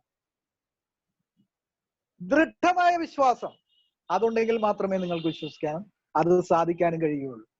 അല്ലാതെ ആവുമല്ലോ എന്നുള്ള ഒരു ഡൗട്ടോട് കൂടിയുള്ള വിശ്വാസമല്ല ഫെയ്ത്ത്, ദി അൾട്ടിമേറ്റ് ഫെയ്ത്ത്. അങ്ങനെ ഒരു വിശ്വാസം ഉണ്ടെങ്കിൽ നിങ്ങൾക്ക് വിജയിക്കാം. Change your perspective. അടുത്ത കൺസെപ്റ്റ് ആണ്. Change your perspective. നമ്മുടെ പെർസ്പെക്റ്റീവ് ഇടയ്ക്കിടയ്ക്ക് മാറ്റേണ്ടി വരും. എപ്പോഴും ഒരേ തോണിയിൽ തന്നെ ഒരേ പാതയിൽ തന്നെ സഞ്ചരിച്ചുകൊണ്ടിരിക്കാൻ പറ്റില്ല. നമ്മൾക്ക് മാറ്റങ്ങൾ വരുത്തേണ്ടത്. എപ്പോഴും ഒരു ചെയറിൽ ഇരുന്നിട്ട് നമ്മൾ അധികാരം ആക്രോശിച്ചുകൊണ്ടിരിക്കുന്നു, ആളുകൾ വർക്ക് ചെയ്തുകൊണ്ടേയിരിക്കുന്നു എന്ന് വിചാരിക്കരുത്. പുതിയ പുതിയ മെഷീനറീസ് വരുമ്പോൾ പുതിയ ട്രെയിനിങ് കൊടുക്കുക. പുതിയ പുതിയ കാര്യങ്ങൾ വരുമ്പോൾ അതിനു വേണ്ടിയിട്ട് അവർ എക്സ്റ്റേണൽ ട്രെയിനേഴ്സിനെ വിളിച്ചിട്ട് ട്രെയിനിങ് കൊടുക്കുക. പേഴ്സ്പെക്റ്റീവേ മാറ്റുക. ഇപ്പൊ ലോക്ക്ഡൌൺ ആയി, ഇനി കമ്പനിയെ എങ്ങനെ മുന്നോട്ട് കൊണ്ടുപോവാം, അടുത്ത പെർസ്പെക്റ്റീവ് നമ്മൾ ഉണ്ടാക്കിയെടുക്കുക. കൊറോണ കാലത്തെ അതിജീവിച്ചുകൊണ്ട് എങ്ങനെ ഒരു കമ്പനിയെ മുന്നോട്ട് കൊണ്ടുപോവാം, അതായിരിക്കണം അടുത്ത പെർസ്പെക്റ്റീവ്. അപ്പോൾ പേഴ്സ്പെക്റ്റീവ് നമ്മൾ ചേഞ്ച് ചെയ്തുകൊണ്ടിരിക്കണം നമ്മുടെ കാലഘട്ടത്തിനനുസരിച്ചിട്ട്, സാഹചര്യങ്ങൾക്കനുസരിച്ച്. Practice looking at life from other perspective to avoid conflicts. അപ്പൊ കോൺഫ്ലിക്ട് വരില്ല. ഇപ്പൊ ബുദ്ധിയുള്ള ആളെന്ന് പറയും, ഉറുമ്പുകൾ കണ്ടിട്ടുണ്ട്. ഉറുമ്പുകള് മഴക്കാലത്തിന് മുന്നേ തന്നെ വേനൽക്കാലത്ത് ശേഖരിച്ചു വെക്കും. മഴക്കാലം ആകുമ്പോൾ അവൻ സുഖമായിട്ട് കിടന്നുറങ്ങും. കാരണം അവൻ ഇനി മഴക്കാലത്തേക്കുള്ളതെല്ലാം ശേഖരിച്ചു വെച്ചിട്ട് കിടന്നുറങ്ങും. അപ്പൊ ഈ കോവിഡിന്റെ കാലഘട്ടത്തില് നമ്മൾ ഇനി ബിസിനസ്സിനെ ഏത് ലെവലിലേക്ക് കൊണ്ടുപോകണം എന്നുള്ളത് നല്ല വിഷനും പെർസ്പെക്റ്റീവും ഉള്ള ഒരാൾ കറക്റ്റായിട്ട് ചെയ്തിട്ടുണ്ടെങ്കിൽ തീർച്ചയായിട്ടും അവന് പല സാഹചര്യങ്ങളെ അതിജീവിക്കാൻ പറ്റും. ഓക്കെ, അടുത്ത പോയിന്റിലേക്ക് കിടക്കാം. അടുത്ത point, change your negative thoughts. വളരെ ഇമ്പോർട്ടന്റ് ആയിട്ടുള്ള ഒരു കാര്യമാണ്. വളരെ വളരെ ഇമ്പോർട്ടന്റ് ആയിട്ടുള്ള ഒരു കാര്യമാണ് change your negative thoughts. From those who believe no proof is necessary. നിങ്ങൾക്ക് വിശ്വാസമുള്ളവരെ നിങ്ങൾ പ്രൂഫ് ചോദിക്കില്ല. For those who don't believe no proof is possible. നമ്മൾക്ക് വിശ്വാസമുള്ള ഒരാളോട് നമ്മൾ പറയാണ്, ബാങ്കിൽ ഇത്ര ലക്ഷം രൂപ അടയ്ക്കണം കേട്ടോ മോനെ. നമ്മുടെ ഒരു ഫീൽഡ് വർക്ക് ചെയ്യുന്ന ഒരു പയ്യനാണ്, അവനത് അടച്ചു. അപ്പൊ അതിന്റെ റെസിപ്റ്റ് അക്കൗണ്ടന്റിനെ ഏൽപ്പിച്ചിരിക്കണം നമ്മൾ പറഞ്ഞിട്ടുണ്ട്. പിന്നെ ഇത് മൈക്രോ മാനേജ്മെന്റ് വെച്ചിട്ട് നമ്മൾ വീണ്ടും ചെന്നിട്ട് നീ അക്കൗണ്ടന്റിന്റെ അടുത്തല്ലോ, ഞാൻ നോക്കട്ടെ, ഫയൽ എടുക്കട്ടെ, മാസാവസാനം ആയിക്കൂടെ ഇത് ഓരോ തവണയും വെറുപ്പിക്കണം. പല എംപ്ലോയീസും പല മുതലാളിമാരും ചെയ്യുന്ന കാര്യമാണ് ഞാൻ ഈ പറയുന്നത്. ഒരു നെഗറ്റീവ് തോട്ടാണത്. ഏത് നേരവും ചെക്ക് ചെയ്തുകൊണ്ടിരിക്കുക എംപ്ലോയീസ്. മനസ്സിലായോ? അപ്പോൾ change negative thoughts from your mind. അതുപോലെ തന്നെ നെഗറ്റീവ് തോട്ട്സ് വന്നു കഴിഞ്ഞാൽ ഒരു കാരണവശാലും നമുക്ക് മുന്നോട്ട് പോകാനും ഇല്ല, ആവാനേ പറ്റില്ല മുന്നോട്ട് പോകാൻ. നെഗറ്റീവ് തോട്ട്സ് മൊത്തം നമ്മുടെ മനസ്സിൽ നിന്ന് കളയണം. ഇതിനൊക്കെയുള്ള NLP ടെക്നിക്സ് ഉണ്ട് കേട്ടോ, നമുക്ക് വിശദമായിട്ട് പറയാൻ പറ്റില്ല. ഞാൻ അതിന്റെ പെർസ്പെക്റ്റീവ് എല്ലാം അതിന്റെ പോയിന്റ്സ് പറഞ്ഞു പോവാം. ഇനി ചേഞ്ച് ദ ഫ്രെയിം. ഇപ്പൊ ഒരു ഫോട്ടോ, ആ ഫോട്ടോയുടെ ഫ്രെയിം വർഷങ്ങൾ കഴിഞ്ഞപ്പോ മാറാലേക്ക് പിടിച്ചു, പൊടിയൊക്കെ പിടിച്ചെങ്കിൽ എന്ത് ചെയ്യും നമ്മള്? ആ ഫ്രെയിം അങ്ങ് മാറ്റും, അല്ലെ?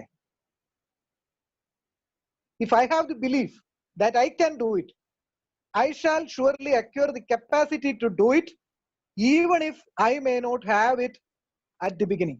മഹാത്മാഗാന്ധി പറഞ്ഞ കേട്ടോ, തുടക്കത്തിൽ എനിക്ക് അതിനുള്ള കഴിവുകളൊന്നും ഇല്ലെങ്കിൽ പോലും നിങ്ങൾക്ക് വിശ്വാസം ഉണ്ടെങ്കിൽ അത് ചെയ്തു തീർക്കാൻ പറ്റുമെന്ന് വിശ്വാസം ഉണ്ടെങ്കിൽ നിങ്ങൾക്ക് അത് സാധിച്ചിരിക്കും. ഓക്കെ, അപ്പോ change the frame.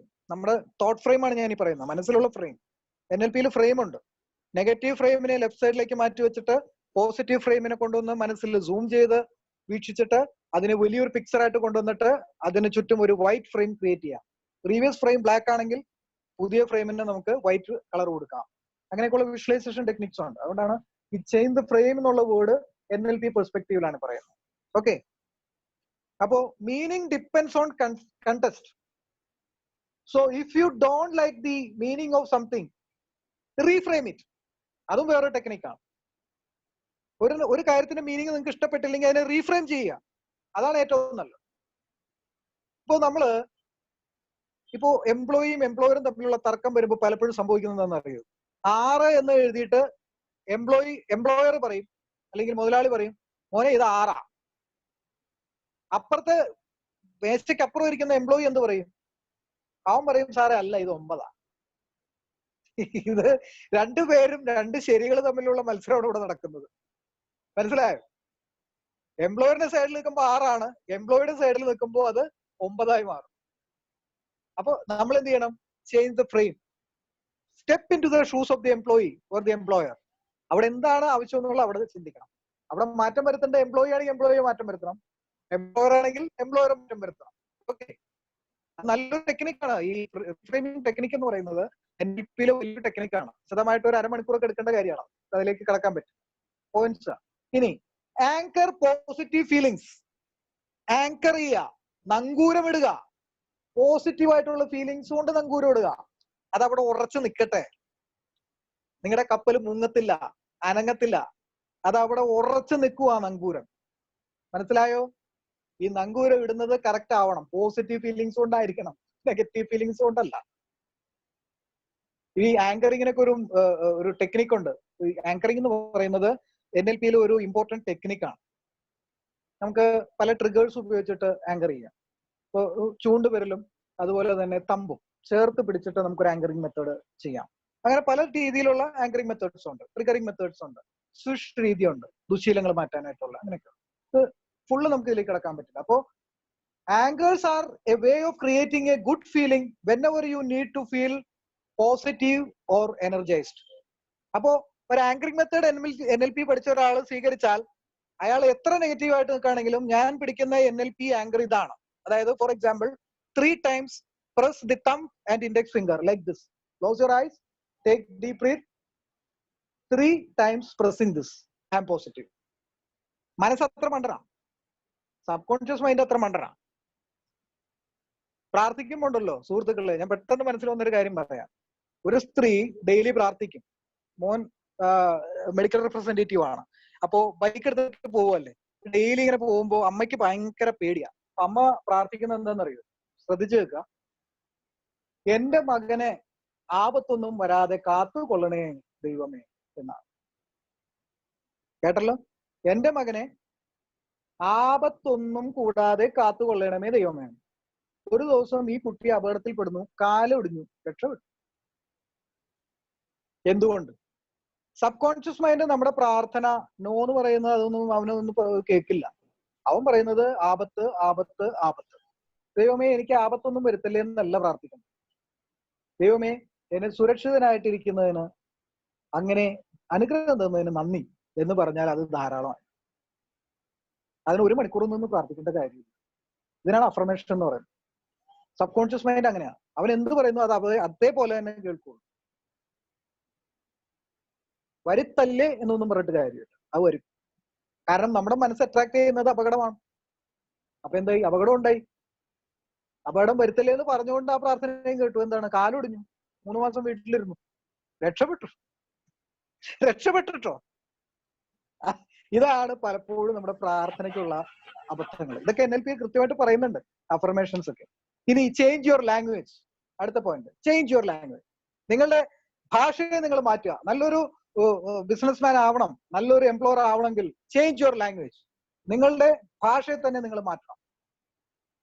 If you realize how powerful your thoughts are, you would never think a negative thought. ഒരിക്കലും നിങ്ങളുടെ തോട്ടിന്റെ പവർ അറിഞ്ഞാൽ നിങ്ങൾ ഒരിക്കലും ഒരു നെഗറ്റിവിറ്റി ചിന്തിക്കില്ല. ഈ തലമണ്ട, നമ്മുടെ ബ്രെയിൻ 2.5 അല്ലെങ്കിൽ 3 pounds ഉള്ള ഈ സാധനത്തിന്റെ ഉള്ളില് ഇത് ഡസ്റ്റ്ബിൻ അല്ല. ഇതിനുള്ളിലേക്ക് കുത്തി നിറയ്ക്കേണ്ടത് ഇൻപുട്ട് ഔട്ട്പുട്ട് എന്നാ പറയുന്നത്. Input garbage, output garbage. എന്താണോ അകത്തേക്ക് കൊടുക്കുന്നത് അതാണ് പുറത്തേക്ക് വരിക. നമ്മൾ ഛർദ്ദിക്കുന്നത് എന്താണ്? തിന്നതല്ലേ ഛർദ്ദിക്കാൻ പറ്റുള്ളൂ. തിന്നതല്ലാതെ എന്തെങ്കിലും ഛർദ്ദിക്കാൻ പറ്റൂ. അപ്പോൾ നമ്മുടെ മനസ്സിലേക്ക് നമ്മൾ ഡെയിലി ബേസിസിൽ എന്ത് കൊടുക്കുന്നു? നമ്മളൊരു തീരുമാനം എടുക്കുക. നല്ല മോട്ടിവേഷണൽ ട്രെയിനിങ് ഇപ്പൊ തന്നെ നിങ്ങൾക്ക് കിട്ടിക്കൊണ്ടിരിക്കുന്ന ഒരുപാട് മാറ്റങ്ങൾ ഉണ്ടാക്കാം. അത് അറ്റൻഡ് ചെയ്യുന്നു, നമ്മളത് സ്വാംശീകരിക്കുന്നു, ആ പോയിന്റുകൾ എഴുതി വെക്കുന്നു, അത് നമ്മൾ പ്രാവർത്തികമാക്കുന്നു.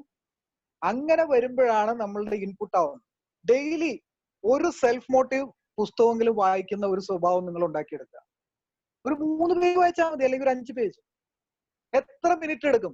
15 to half an hour. At least take 1 hour. കിടക്കുന്നതിന് മുമ്പ് 10 മണിക്ക് കിടക്കുന്ന ഒരാളാണെങ്കിൽ 10:30 വരെ നീട്ടി വെച്ചോ. അരമണിക്കൂർ ഇത്തരം നല്ല സെൽഫ് മോട്ടിവേഷനുള്ള, സെൽഫ് ഇംപ്രൂവ്മെന്റിനുള്ള ബുക്കുകൾ മസ്റ്റായിട്ട് വായിച്ചോ. ഒരു 21 ദിവസം കഴിയുമ്പോൾ ഓട്ടോമാറ്റിക്കലി ബ്രെയിനിൽ തന്നെ ഒരു മാറ്റം വരും. ഓട്ടോമാറ്റിക്. അത് ബ്രെയിനിന്റെ ന്യൂറോപ്ലാസ്റ്റിസിറ്റിയുടെ പ്രത്യേകതയാണ്. അതിനെക്കുറിച്ച് വിശദമായിട്ട് വേറെ ക്ലാസ്സിൽ പറയാം.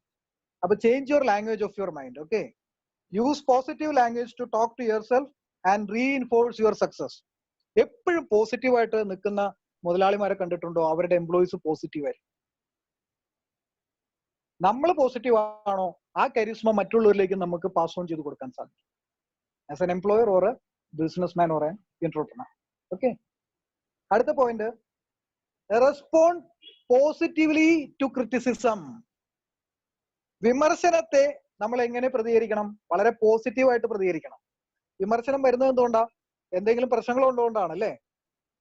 അപ്പൊ ആ വിമർശനത്തെ നമ്മൾ വളരെ പോസിറ്റീവായിട്ട് എടുത്തിട്ട് എന്തുകൊണ്ട് ഇത് സംഭവിച്ചു, എന്നെ കുറിച്ചൊരു അപവാദം പറയുന്നുണ്ട്. ചിരിക്കാത്ത MD, ആക്ച്വലി അയാൾ ഒരു പാവത്താനായിരുന്നു, ഇയാൾ ചിരിക്കാത്ത ആളാണ് എന്ന് ആരെങ്കിലും പറയുന്നുണ്ടെങ്കിൽ ചിന്തിക്കുക, ആ ക്രിറ്റിസിസത്തിന് കാരണം എന്താണ്? മേ ബി യുവർ നേച്ചർ, നിങ്ങളുടെ സ്വഭാവം അതായിരിക്കും. അത് മാറ്റാൻ ശ്രമിക്കുക. അപ്പോഴാണ് നമ്മൾക്ക് ആത്യന്തികമായിട്ടൊരു ചേഞ്ച് വരുന്നത്, മറ്റുള്ളവരിൽ വരുന്നത്. അടുത്തത്, B your own success coach. ഞാൻ നേരത്തെ പറഞ്ഞ അതേ സംഗതിയാണ്. B your own success coach. നിങ്ങൾ തന്നെയായിരിക്കണം നിങ്ങളുടെ success coach. B the master of your own subconscious mind and your life. You can rewrite your destiny. നിങ്ങളുടെ വിധിയെ നിങ്ങൾക്ക് മാറ്റി എഴുതാൻ സാധിക്കും. നിങ്ങൾ തന്നെയായിരിക്കണം നിങ്ങളുടെ കോച്ച്. Why not? എന്തുകൊണ്ടില്ല?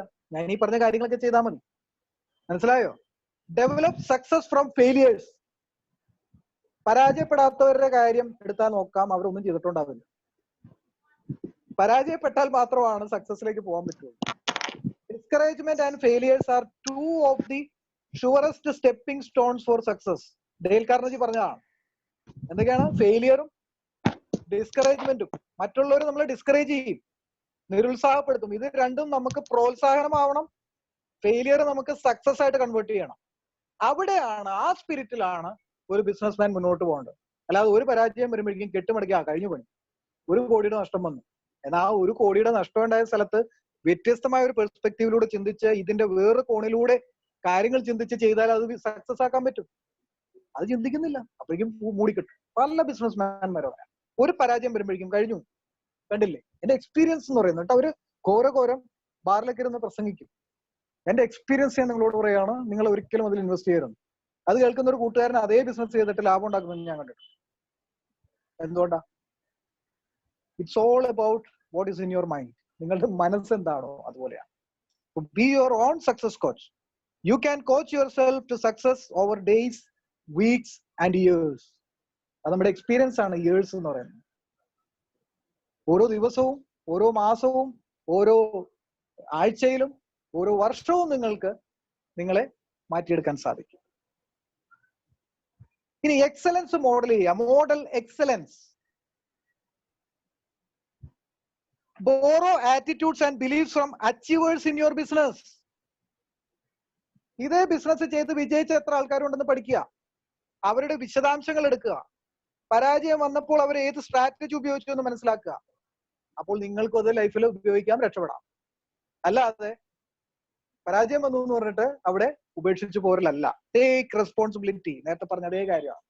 എന്ത് പരാജയം വന്നാലും ആ റെസ്പോൺസിബിലിറ്റി ആണ്. ഇനി ആദ്യം പറഞ്ഞതിൽ 6ാമത്തെ പോയിന്റുകളിൽ മേക്ക് എ പവർഫുൾ ഇംപ്രഷൻ. അതിന്റെ സബ് പോയിന്റ്സ് ആണ് പറയുന്നത്. ആകെ 7 പോയിന്റ് ആണ് ഉള്ളത്. 12 10 ആവുമ്പോഴേക്കും നിർത്താൻ പറ്റുമെന്ന് വിചാരിക്കുന്നു. കുഴപ്പമില്ലല്ലോ? ഓക്കെ. അപ്പോ മേക്ക് എ പവർഫുൾ ഇംപ്രഷൻ, അതിന് കീഴിൽ വരുന്ന സബ് പോയിന്റ്സ് ആണ് ഇനി പറയുന്നത്. Okay. According to surveys, the majority of people are afraid of standing up in front of a group and presenting. പല ആളുകൾക്കും ഒരു ഗ്രൂപ്പിന് മുമ്പിൽ വരുമ്പോൾ മുട്ടുവിറയ്ക്കും. അങ്ങനെയുള്ളവർ എന്ത് ചെയ്യണം? സുഹൃത്തുക്കളെ? Simple. Do what you fear. Do what you fear. നിങ്ങൾക്ക് എന്തിനാണോ പേടിയുള്ളത് അതിനെ നിങ്ങൾ കയ്യിലെടുക്കുക, അതിനെ ഫേസ് ചെയ്യുക. നമ്മുടെ മുമ്പിൽ ഇരിക്കുന്നത് 40-50 പേരായിരിക്കാം. അവർ സിംഹമാണോ, ആനയാണോ, മതയാനയാണോ? നത്തിങ്. പിന്നെ എന്തിനു നിങ്ങൾ പേടിക്കണം? അതുപോലെ വളരെ ഈസി ആയിട്ട് ചിന്തിച്ചിട്ട് മുന്നോട്ട് പോവുക. മനസ്സിലായോ? അപ്പോൾ ആൾക്കാർക്ക് പറ്റുന്നത് ഒരു ഇംപ്രഷൻ ഉണ്ടാക്കാൻ പറ്റുന്നില്ല എന്നുള്ളൊരു വലിയ കാര്യമാണ്. ഇനി ഇംപ്രഷൻ ഉണ്ടാക്കാൻ എന്ത് ചെയ്യണം എന്നുള്ളത്, learn from the masters. First point, learn from the masters.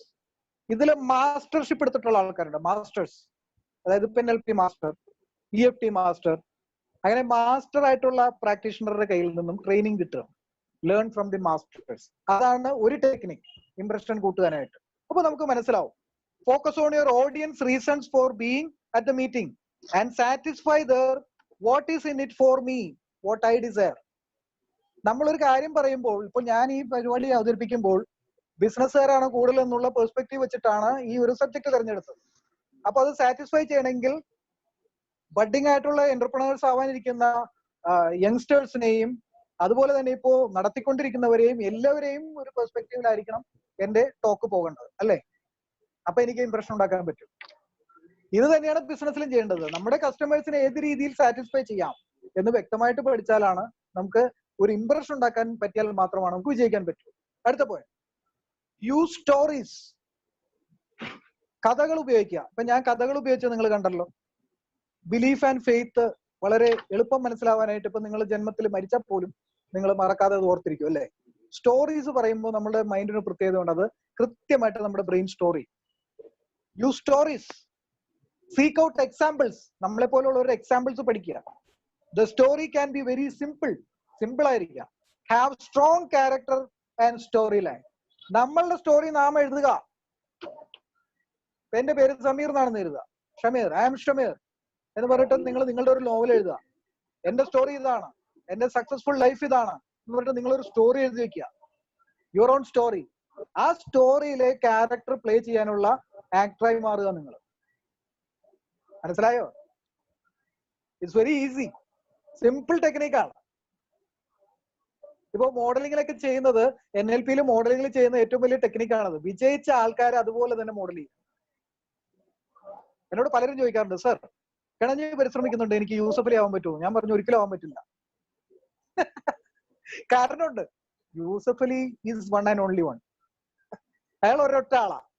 അയാളെ പോലെ എന്ന് പറഞ്ഞാൽ ഞാൻ പറയാം. ശരി, all the best. Yusuf Ali ഒരാളെ പറ്റുള്ളൂ, അല്ലെങ്കിൽ പിന്നെ അയാളെ ക്ലോൺ ചെയ്തെടുക്കേണ്ടി വരും, അല്ലേ? ശരിയല്ലേ? ക്ലോൺ ചെയ്തെടുക്കേണ്ടി വരും. അപ്പൊ അതുകൊണ്ട് നമ്മൾ ചെയ്യേണ്ടത് നമ്മളുടെ സ്റ്റോറി നമ്മൾ തന്നെ എഴുതുക, നമ്മളുടെ വിധി നമ്മൾ തന്നെ എഴുതുക. ഇനി അടുത്തത്, വേരി യുവർ വോയിസ്. ഇപ്പൊ നമ്മളൊരു ഓഡിയൻസിനെ നമ്മൾ ഫേസ് ചെയ്യണം. Vary your voice. നമ്മളെ ടോൺ, പിച്ച് ഒക്കെ ഷിഫ്റ്റ് ചെയ്യാൻ നമ്മൾ പഠിക്കണം. ഒരു കസ്റ്റമറുടെ അടുത്ത് ചെന്നിട്ട് ഒരു സെയിൽസ്മാൻ ചെന്നിട്ട്, സാറേ പുതിയ കാറാ, നല്ല കാറാ, സാർ വാങ്ങിച്ചോ, ഞാൻ പോവാ, കഴിഞ്ഞു, വന്നു കണ്ടു കീഴടക്കി എന്ന് പറയുന്ന ഒരു ടോണിൽ സംസാരിച്ച അവിടെ സെയിൽസ് നടക്കാൻ ചാൻസ് ഉണ്ടോ? ചാൻസിന് പകരം മിക്കവാറും മുഖത്തൊരു അടിയും കൂടി കിട്ടിയിരിക്കും, അല്ലേ? തോക്കുണ്ടെങ്കിൽ അയാൾ വെട്ടി വെക്കും മാനേജർ. നമ്മൾ വേണ്ട അതല്ല. Vary your voice according to the situation. ഇപ്പൊ ഞാൻ ചെയ്യുന്നത് എന്താ? ഞാനിപ്പോ ശബ്ദം വെച്ചു, നിങ്ങൾ ചിരിക്കുകയാണ് ചെയ്തത്. അതേസമയം നിങ്ങൾ വഴക്ക് പറഞ്ഞെങ്കിലോ, ഇതൊക്കെ വേറെ പണിയൊന്നുമില്ല എന്ന് ചോദിക്കും, അല്ലേ? നമ്മള് ടോൺ, നമ്മുടെ വോയിസ് പിച്ച് ഷിഫ്റ്റ് ചെയ്യുക, അത് നമ്മൾ പഠിക്കണം. ഒരു കസ്റ്റമറോട് പറയുന്ന സമയത്ത് ഫീലിങ്ങിന് പ്രാധാന്യം കൊടുക്കുന്ന ഒരു കസ്റ്റമറാന്ന് വെച്ചോ, ശ്രദ്ധിച്ചു കേട്ടോ. സെയിൽസ്മാൻ ആരെങ്കിലും ഉണ്ടെങ്കിൽ കേട്ടോ. ഒരു കാറാണ് നമ്മൾ വിൽക്കാൻ നിൽക്കുന്നത്. നമ്മൾ വോക്സ് വാഗന്റെ ഷോറൂമിലാണ് നിൽക്കുന്നതെന്ന് വിചാരിക്കുക. നമ്മൾ വിൽക്കുന്നത് വോക്സ് വാഗന്റെ ഒരു 2 ബോക്സ് മോഡല്, സാധാരണ മോഡൽ. അയാൾ വന്നു, നമ്മൾ നോക്കിക്കഴിയുമ്പോ അയാളുടെ പോക്കറ്റ് ഒക്കെ നല്ല വലുതാ. അയാൾക്ക് വേണമെങ്കിൽ അതിന്റെ അടുത്ത മോഡലിലേക്ക് കടക്കാം. ഇയാള് നമ്മൾ വർത്താനം പറഞ്ഞുകൊണ്ടിരിക്കുമ്പോൾ മനസ്സിലാക്കുക, ഇയാളുടെ ഈ വാക്ക് തിയറി ഞാൻ നേരത്തെ പറഞ്ഞില്ലേ, വിഷ്വൽ, ഓഡിറ്ററി, കൈനസ്തെറ്റിക്, ഇയാൾ ഏത് ടൈപ്പാണെന്ന് മനസ്സിലാക്കുക. അപ്പൊ ഇയാള് ഡെമ്പുള്ള വാക്കുകൾ പറയുന്നുണ്ടെന്ന് വെക്കുക. ഞാനുണ്ടല്ലോ, ഞാനൊക്കെ പഴയ തറവാടികളാണ്, ഞങ്ങൾ എന്തെല്ലാം നേട്ടങ്ങൾ ഉണ്ടാക്കിയ രാജാവിന്റെ പട്ടും പുടവയൊക്കെ വാങ്ങിച്ച ആളുകളാണ്.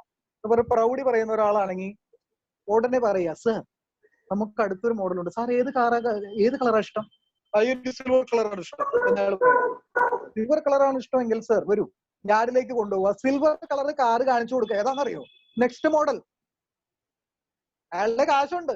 എന്നിട്ട് അയാളോട് പറയാ, സാർ ഇതില് സാർ ഇത് വെന്റോ ആണ്, ഇതില് സാറ് നോക്കൂ, ഇത് വെന്റോ ആണ്, ഏറ്റവും മോസ്റ്റ് ബ്യൂട്ടിഫുൾ കാറാണ്. സാർ ഉദ്ദേശിക്കുന്ന ഏത് കളറ്? Silver colour. റെഡ് അല്ല കാണിച്ചു കൊടുത്തത്, അയാൾക്ക് സിൽവറാണ് ഇഷ്ടം. സിൽവർ കാറാണ്, സാറിന് ഇഷ്ടപ്പെടും, സാർ ഇതിനൊന്ന് കയറി ചെയ്തെന്ന് നോക്കി. അയാൾ ഇരിക്കുമ്പോൾ നിങ്ങളൊരു ഫോട്ടോ എടുത്തങ്ങ് കാണിച്ചു കൊടുക്കുക. എന്ത് രസോ സാറ്, സാർ ഇതിലിരിക്കുന്നു നോക്കി, നല്ല പ്രൗഢി ഉണ്ട് കേട്ടോ സാറേ, സാറിന്റെ തറവാടിന്, ഒരു തറവാടിക്ക് ഒറ്റ കാറാ, എന്ന് പറയല്ല, മോനെ എടാ ചെക്ക് എടുത്ത് പറഞ്ഞ അപ്പൊ തന്നെ അഡ്വാൻസ് എഴുതുക. ഇതാണ് സെയിൽസിലെ ടെക്നിക്സ് എന്ന് പറയുന്നത്. വളരെ നിസ്സാരമായിട്ട് ഞാനിപ്പോ പറഞ്ഞെങ്കിലും ഞാൻ പലപ്പോഴും ഞാൻ സെയിൽസിൽ വർക്ക് ചെയ്തിട്ടുണ്ട്. ഫിയറ്റിന്റെ സെയിൽസില് സച്ചിന്റെ സെക്രട്ടറി ഒക്കെ ആയിട്ട് ഇറങ്ങിയിരുന്ന പാലിയോ ഇറങ്ങിയ കാലഘട്ടത്തിൽ 2001 കലൂരും അതുപോലെ തന്നെ കോട്ടയത്തും, ഞാൻ കോട്ടയത്തായിരുന്നു സ്ഥിരം വർക്കറായിട്ട്, അവിടെയായിരുന്നു പെർമനന്റ് എംപ്ലോയി ആയിട്ട് ഞാൻ വർക്ക് ചെയ്തത്. അന്ന് ഞാൻ ഉപയോഗിച്ച ടെക്നിക്സ് ആണ് ഞാൻ പറയുന്നത്. അതായത് 4.5 ലക്ഷത്തിന്റെ കാർ വാങ്ങിക്കേണ്ടവനെ കൊണ്ട് 8.5 ലക്ഷത്തിന്റെ ഒരു സീന വാങ്ങിപ്പിച്ചിട്ടുണ്ട് ഞാൻ. മനസ്സിലാക്കുക, നമ്മൾ മുമ്പിൽ വരുന്ന ആളെ മനസ്സിലാക്കിയാൽ നമുക്ക് നല്ല സെയിൽസ്മാൻ ആവാം. വേരി യുവർ വോയിസ്, വോയിസിന് വേരിയേഷൻ വരുത്താൻ പഠിക്കുക, ഇംപ്രഷൻ ഉണ്ടാക്കാൻ. ഇനി അടുത്തത്, റൺ എ ഗ്രേറ്റ് മീറ്റിംഗ്. ഒരു എംപ്ലോയർ ഏറ്റവും കൂടുതൽ MD ഒക്കെ അറിഞ്ഞിരിക്കേണ്ട ഒരു കാര്യമാണ്. നല്ലൊരു മീറ്റിങ്ങിന് എന്തെല്ലാം വേണം?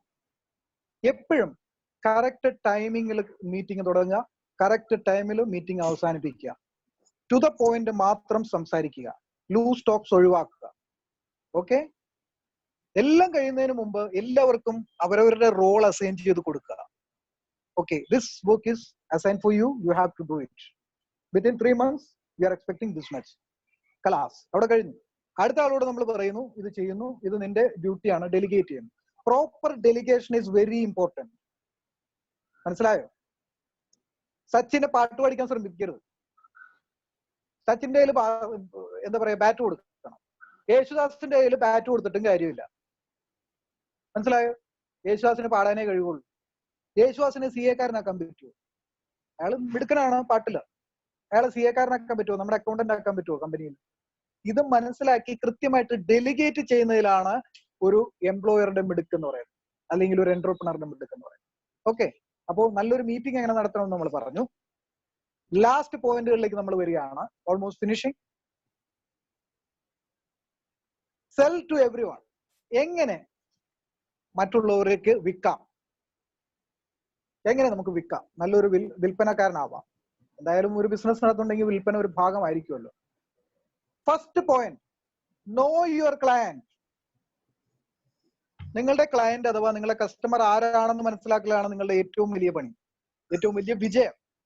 Business opportunities are like buses, there is always another one coming.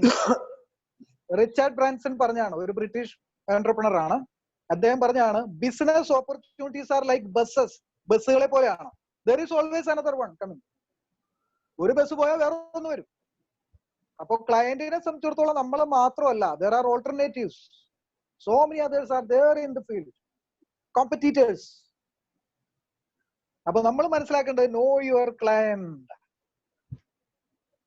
Premium car ഷോറൂമിലൊക്കെ ചെന്ന് നോക്കിയേ, സർ വരൂ, സർ കുടിക്കാൻ എന്താണ്, ജ്യൂസാണോ കോഫിയാണോ അതോ സോഫ്റ്റ് ഡ്രിങ്ക് എന്തെങ്കിലും, പെപ്സി, അതല്ലെങ്കിൽ ഫാൻറ്റ, എന്താണ് സർ, ഒഴിച്ചു കൊടുക്കുക. ക്ലയന്റിനെ മനസ്സിലാക്കുക, അയാൾ ഏത് നിലയിലുള്ള ആളാണ്, അയാളുടെ എത്ര പണമുണ്ട്, അയാൾക്ക് എന്ത് വാങ്ങിക്കാൻ കഴിയും, ഇതെല്ലാം ഒരൊറ്റ ദർശനത്തിൽ മനസ്സിലാക്കാൻ നിങ്ങൾക്ക് സാധിക്കും ഒരു നല്ല ബിസിനസ്മാൻ ആണ്. Establish A rapport. First point, അവരുമായിട്ട് നല്ലൊരു റിലേഷൻ ഉണ്ടാക്കുക. സംസാരിച്ചു വരുമ്പോൾ ഒരു എംപ്ലോയി, ഒരു ക്ലയന്റ് ഒരു കാർ വാങ്ങിക്കാൻ വന്ന ഒരു ക്ലയന്റ് ആണ്. നമ്മൾ സംസാരിച്ചു വരുമ്പോൾ, സാറിന്റെ വീട് എവിടെ? കടുത്തുരുത്തിയിൽ സാർ ഒരു രാജശേഖരൻ സാർ ഉണ്ടല്ലോ ഒരു ഇതൊക്കെ നടത്തുന്നത്. രാജശേഖർ സാറിന്റെ 4ാമത്തെ വീടാണ് എന്റെ. റാപ്പോ ക്രിയേറ്റ് ആയി. മനസ്സിലായോ?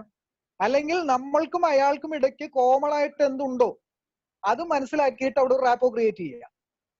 അപ്പൊ എന്തായി, അയാള് അത്രയും നേരം ഞെളിഞ്ഞിരുന്ന ഒരാൾ പതുക്കെ ഒന്ന് നമ്മളോട് അടുത്ത് വരും. അവരുടെ ബോഡി ലാംഗ്വേജ് ഒന്നും വ്യത്യാസമില്ല. മോനെ ആ കാറിന്റെ ഡീറ്റെയിൽസ് ഒന്നും എന്ന് പറയാൻ തുടങ്ങും.